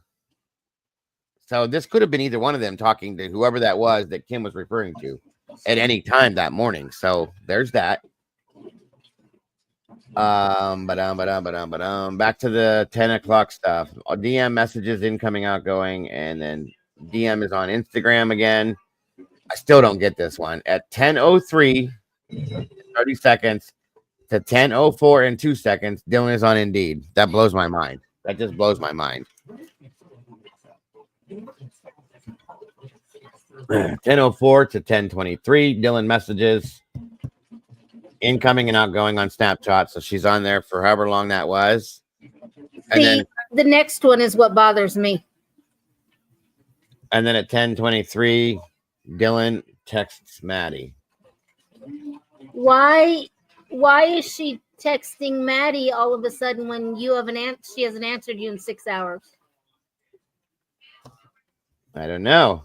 It's a good point. Yeah, it's been a while between the last one. I think the last time anybody tried to reach out to Maddie before 10:23 a.m. was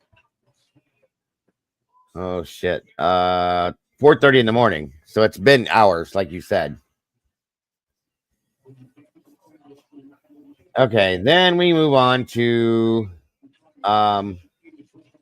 again 10:30 to 10 or 10:24 to 25. Dylan's on Instagram still.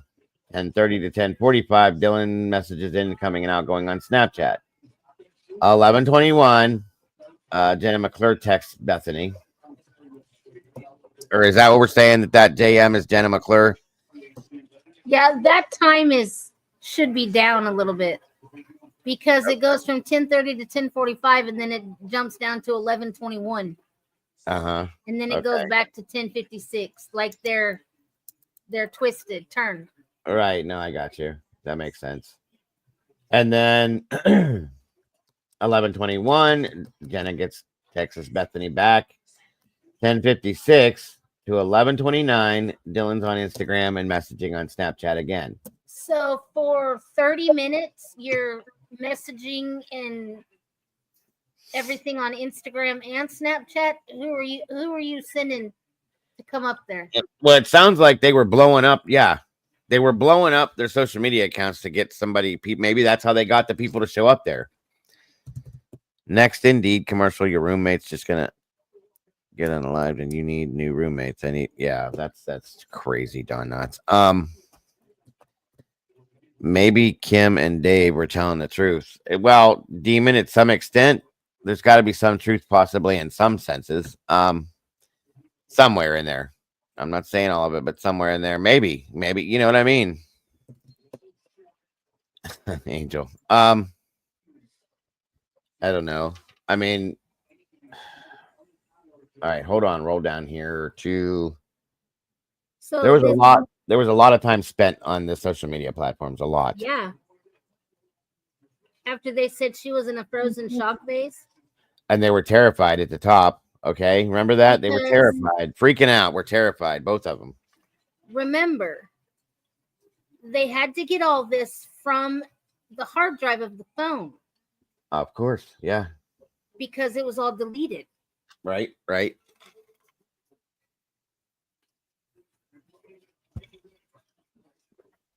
At 11:35, Dylan is on Yik Yak now. And then it's 1 second later, she's on TikTok. That's weird. God, these guys are like quick. Then another minute. Oh, I'm sorry, not a second, a minute. 1 minute later, she's on from Yik Yak to TikTok, then to Snapchat. Boom, boom, boom. And then 2 minutes later, Dylan and Dad are texting.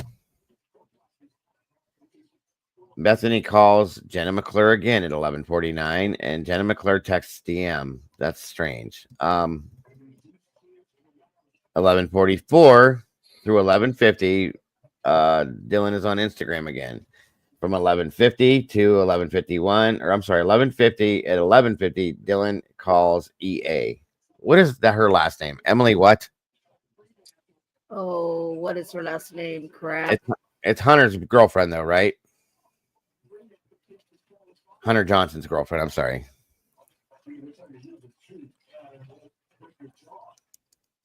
GPS. Now I see what you're saying, Bix. I know. And then back to it, 11:44 to 11:50. Dylan's on Instagram. 11:50 to 11:58. Dylan calls Emily. At 11:51, JM texts Dylan. That's Jenna again. At 11:51, Bethany texts Jenna again. 11:51, Jenna texts Bethany back. So they're communicating with Jenna quite a bit. 11:51:40, Bethany texts Jenna. Yeah, so there's a whole conversation back and forth with Jenna. We're up all the way up into about 11:53. No, I'm sorry, 11:55. At the same time, the Dylan's on Instagram again, and then at 11:56, Bethany calls 911. Yeah, finally calls 911. Yes. This whole interaction is so strange, you guys. I can't process this. It doesn't make sense to me. Jesus.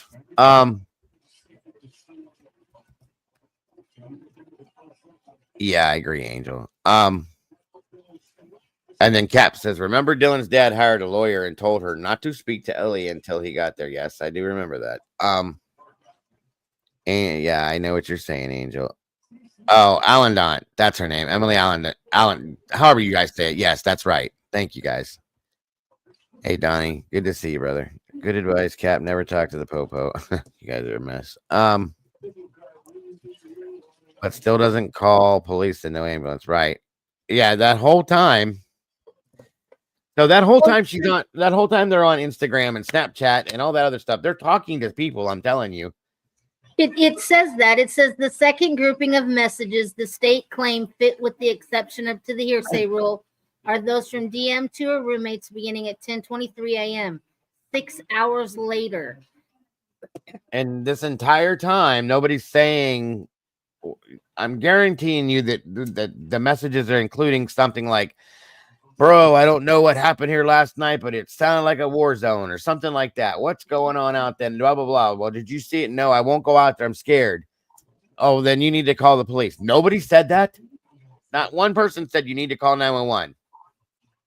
It says the state claims DM woke up and realized her roommates had not responded to her earlier text. The state is wrong. DM was awake. She was messaging on Snapchat. She was on Instagram, and she texts with her dad. And this is not an exhaustive list of activity. And this is not an exhaustive list of activity on her phone. She was with BF, who was also communicating with her parents and then later friends. So that completely wipes the whole. I woke up at 4 a.m. thinking I was hearing Kaylee play with the dog. You were awake the whole time. So I think it was somebody that said you need to call 911 now. LR, that's my opinion. Or that's when Hunter finally showed up and said, "What the hell? You haven't called 911? What are you waiting on?" You know what I mean?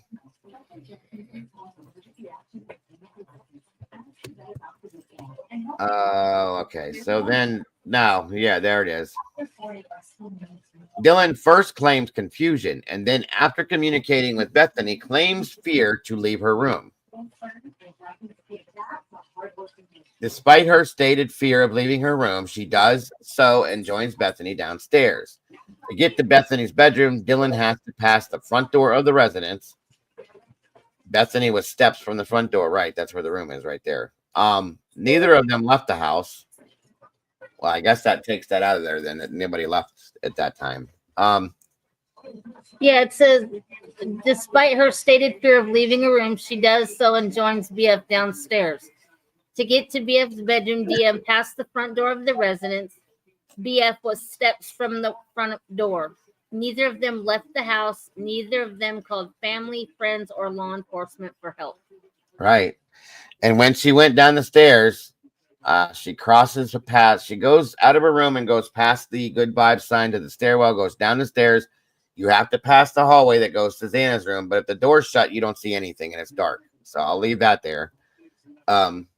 If that's the way that all went down based on what we heard in the 911 call, I'm guessing it was. So, but as you're going past, see, this is what bothers me. You decide to go down to the basement or to the bottom floor, right? Because she says, "Come down here and run." You pass the hallway to Xana and Ethan's room. I know you looked down that hallway. You didn't think once to go maybe check it out, or are you that scared? I don't know. I don't know. These are the questions, guys, that we're talking about. So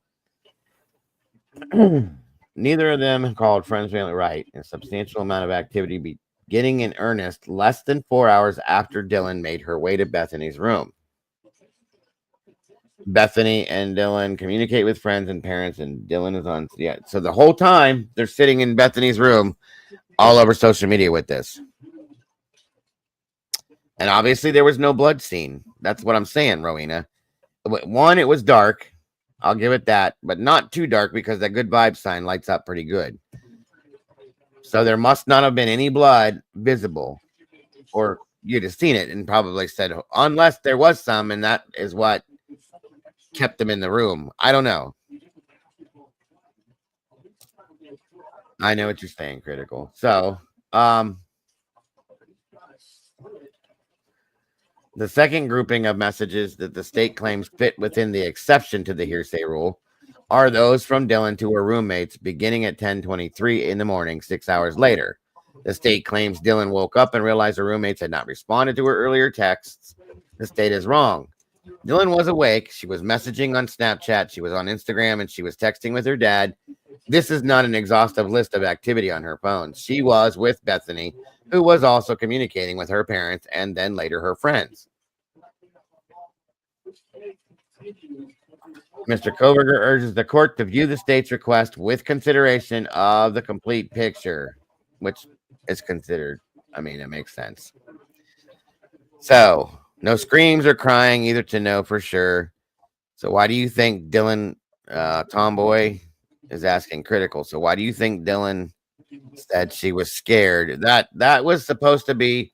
No, I don't think it was supposed to be scared. I think it was supposed to be screwed. Well, that's what I thought too. But then Olivia Gonsalves posted on a Facebook account that she spoke to Dylan, and that meant scared. So I don't know if that's whatever. I'm just giving you that.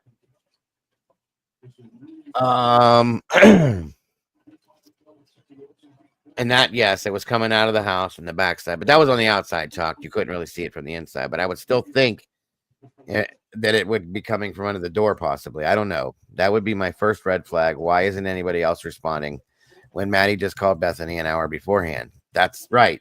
There you go. Caps Lock does that. Oh, it's okay. Anne is saying that this is just a portion of what was on her phone. Right. Meaning there's a lot more, and there probably is. All the messages on Instagram, Snapchat, and all that we probably will never see, but what's coming next, you guys? What's coming next? You know what I'm saying? We've been getting things dropped left and right. What's coming next?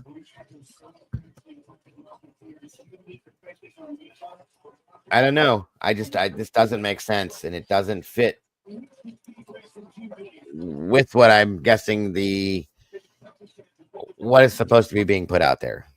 Now, I still think, and this is just my opinion, and I know some people probably disagree. I still think that the 911 call sounded very real to me. But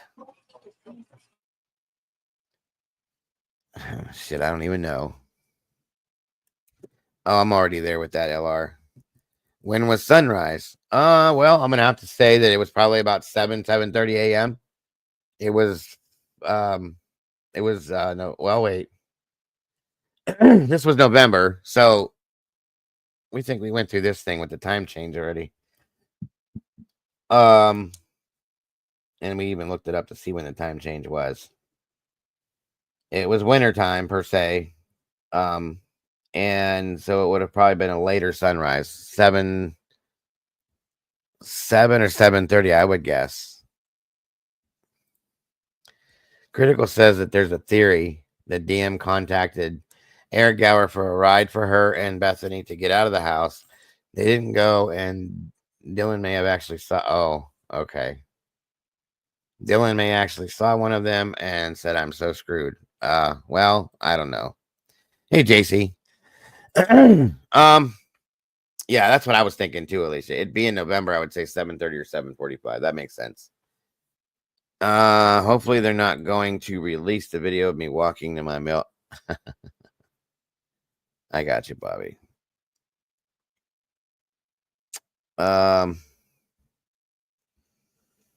Captain Jenks, JFK is going to be so. Oh, yeah. More than likely, Mark. I agree with that one, too.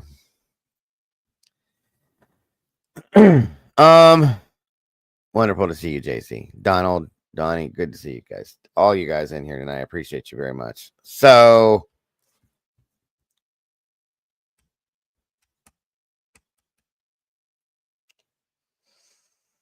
I don't know, guys. It's a lot. And there's more coming. I know there's more stuff coming. I wonder if they're going to release any more of the rest of these text messages, maybe. Have a good night, SRB. Yeah, it's getting late, guys. We've been here 3.5 hours. Good night, SRB. Anything else that you want to add to any of this, Tomboy? No, sir. I think I cussed enough for the night. Yeah, I'm there too. That's probably gonna do it for tonight, guys. But it's interesting, very interesting. Good night, Miss SRB. I'll see you tomorrow, dear.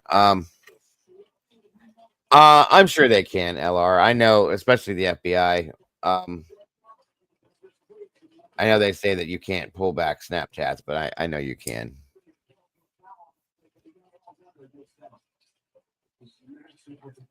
I'd actually like to ask him a question about that with Snapchats and her child or her daughter, if that, if that was part of that. Yes, I agree, Chalk baby. Demon. That's what I'm saying at this point, Cap. Just let it out. Like, show it all and put it out there and be done with it. You know what I mean? And like Steve said, why did any of this have to be hidden to begin with? I agree. I don't think it should have been, because I think if it would have been released immediately, like it probably should have been, then things wouldn't have got like this. It's great to have you here. And we're always here, so feel free. Please come in anytime. All of you guys. Chalk baby, it's been wonderful to see you as well. You guys are always welcome. DMK. Of course, Bobby, you know better. Picss.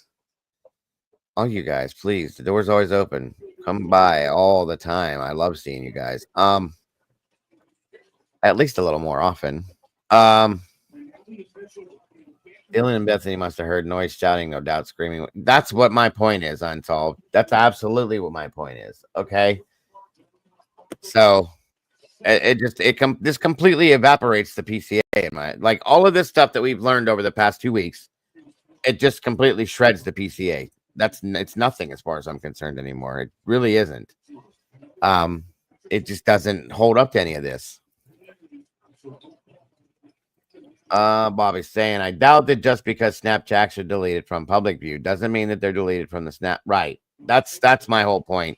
The FBI. I thought they were, unless they were videos. I don't know, but I would imagine any kind of social media platform like that you could absolutely, especially law enforcement, can go to the server. I have to go back and listen to Delphi, because that was the issue with Delphi. Was that her Snapchat? All right, Picss. Love you too, dear. Get a good night. No, I agree. But I would imagine any kind of social media platform, the server should be accessible all the time. Just go back in and get it. You know what I mean? I don't know. We'll have to look into that one of these days and see what we can figure out. Steven said, what did you say, Steven? Hold on. Where are you at, Steven? Must be way up here somewhere. Have a great night. Everybody that's jumping out real quick here. Where the hell is Steven's comment at, Cap? Jesus. Is it in here? Hold on. Oh, they tied it up. Have a great night, Chalk. It's wonderful to have you back. Please, please don't be a stranger. Oh, that goes for all you guys. Please come on. Come on back in. Hang out. It doesn't have to just be this stuff we talk about, guys. We talk about other stuff too. I'd love to see you guys. I can't find Steven's comment. Anyway, sorry. I'll figure it out. All right, Tomboy. I think that is it for tonight. It's a great conversation. Thank you, Willie and Tomboy, for joining me. Feeling bad and joining me, whatever it was. I'll be here in the morning, guys, for the morning show with Mama Bear. And try not to work nights, sleep in when I can. Oh yeah, no, you're okay, Chalk. I understand, hon. It's wonderful to see you. That goes for all of you guys again. Guys, I appreciate you joining me tonight. I hope you all have an amazing rest of your night. Like I said, we'll be here for the morning show sometime in the... Oh, you're actually waving at me. I thought you were going to throw the birds at me again. With your little sausage stubby finger. I love you too. What was I going to say? That RA, I'm telling you, it's jacked it up. I get. Mine are starting to do that too. Yeah. It's like that right there to do that. It hurts so bad. And God forbid it's cold, because I got frostbite really bad when I was a fireman once. Y'all, if my hands hit that cold air and I'm not wearing something, it's like literally like somebody's got a blowtorch on my hands. Just, you know what I mean? It hurts so bad. My problem with I know where my arthritis comes from because I was always a knuckle cracker. I still do it, and it hurts so bad now. My joints and my knuckles are starting to get big and all that crap. It sucks. D Smith, thanks as always. Dago, panel SRB, everyone has to. You too, D. It's wonderful to have you here again. Yes. Get some sleep, and thank you for joining us all the way from over the pond, unsolved. We appreciate you. You see her smart ass comment, right? I'm gonna go to sleep and text people. Oh Jesus, Tanny, you're a mess. That's why I keep her around. Yes, well, she's got to work in the morning, right? Yeah. Yes. So do I. Well, yes, we know, but I start being Uber at 5. Unpaid Uber, yes. Yeah. Unpaid and unappreciated. Yeah, considering one of my Uber passengers is on the couch sound asleep. I get it. Good night, Tandy. All right, guys. You guys are amazing. Thank you guys for joining us. We will be back here in Idaho again very shortly, folks. Call 911 by noon. Yes. And I hope you guys have an amazing night. I'll see those of you that are going to join us in the morning for the morning show. We'll probably discuss this a little bit more then. Have a great night, folks. Don't forget to love yourselves and love each other. Don't change on. You guys are the beautiful people. That's why we do this, guys. It's all because of you. Have a great one, folks. Tomboy, thank you again so very much. You have a great night as well. Mittens, take care. Guys, I will see you guys very soon. Bye-bye. Bye, y'all.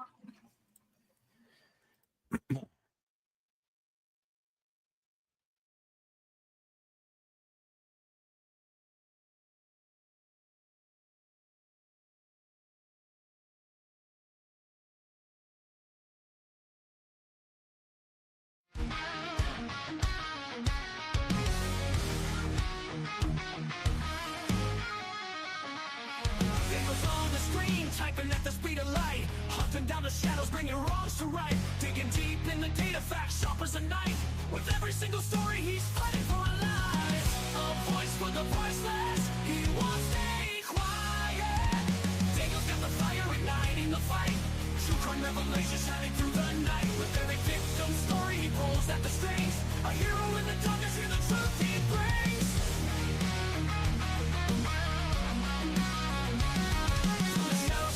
Streaming loud and clear, cracking cases, open hearts filled with fear. His channel's a beacon in a world gone wrong. He guides us through the chaos, a soldier so strong. The clicks and the likes, they follow his lead. With every new case, he plants a new seed. Sharing their stories, giving hope where it fades. Daniel's a warrior through the trials he waves.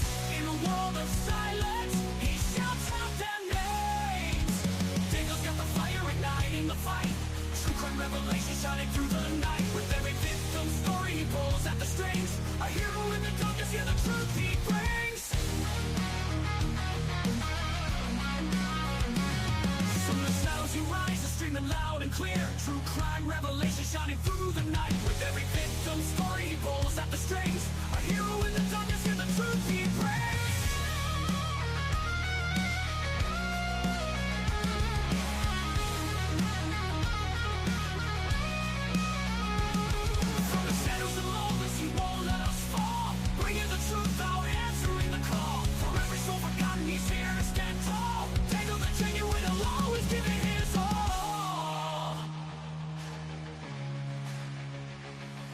Daniel's got the fire igniting the fight. True crime revelation shining through the night. With every victim story, he pulls at the strings.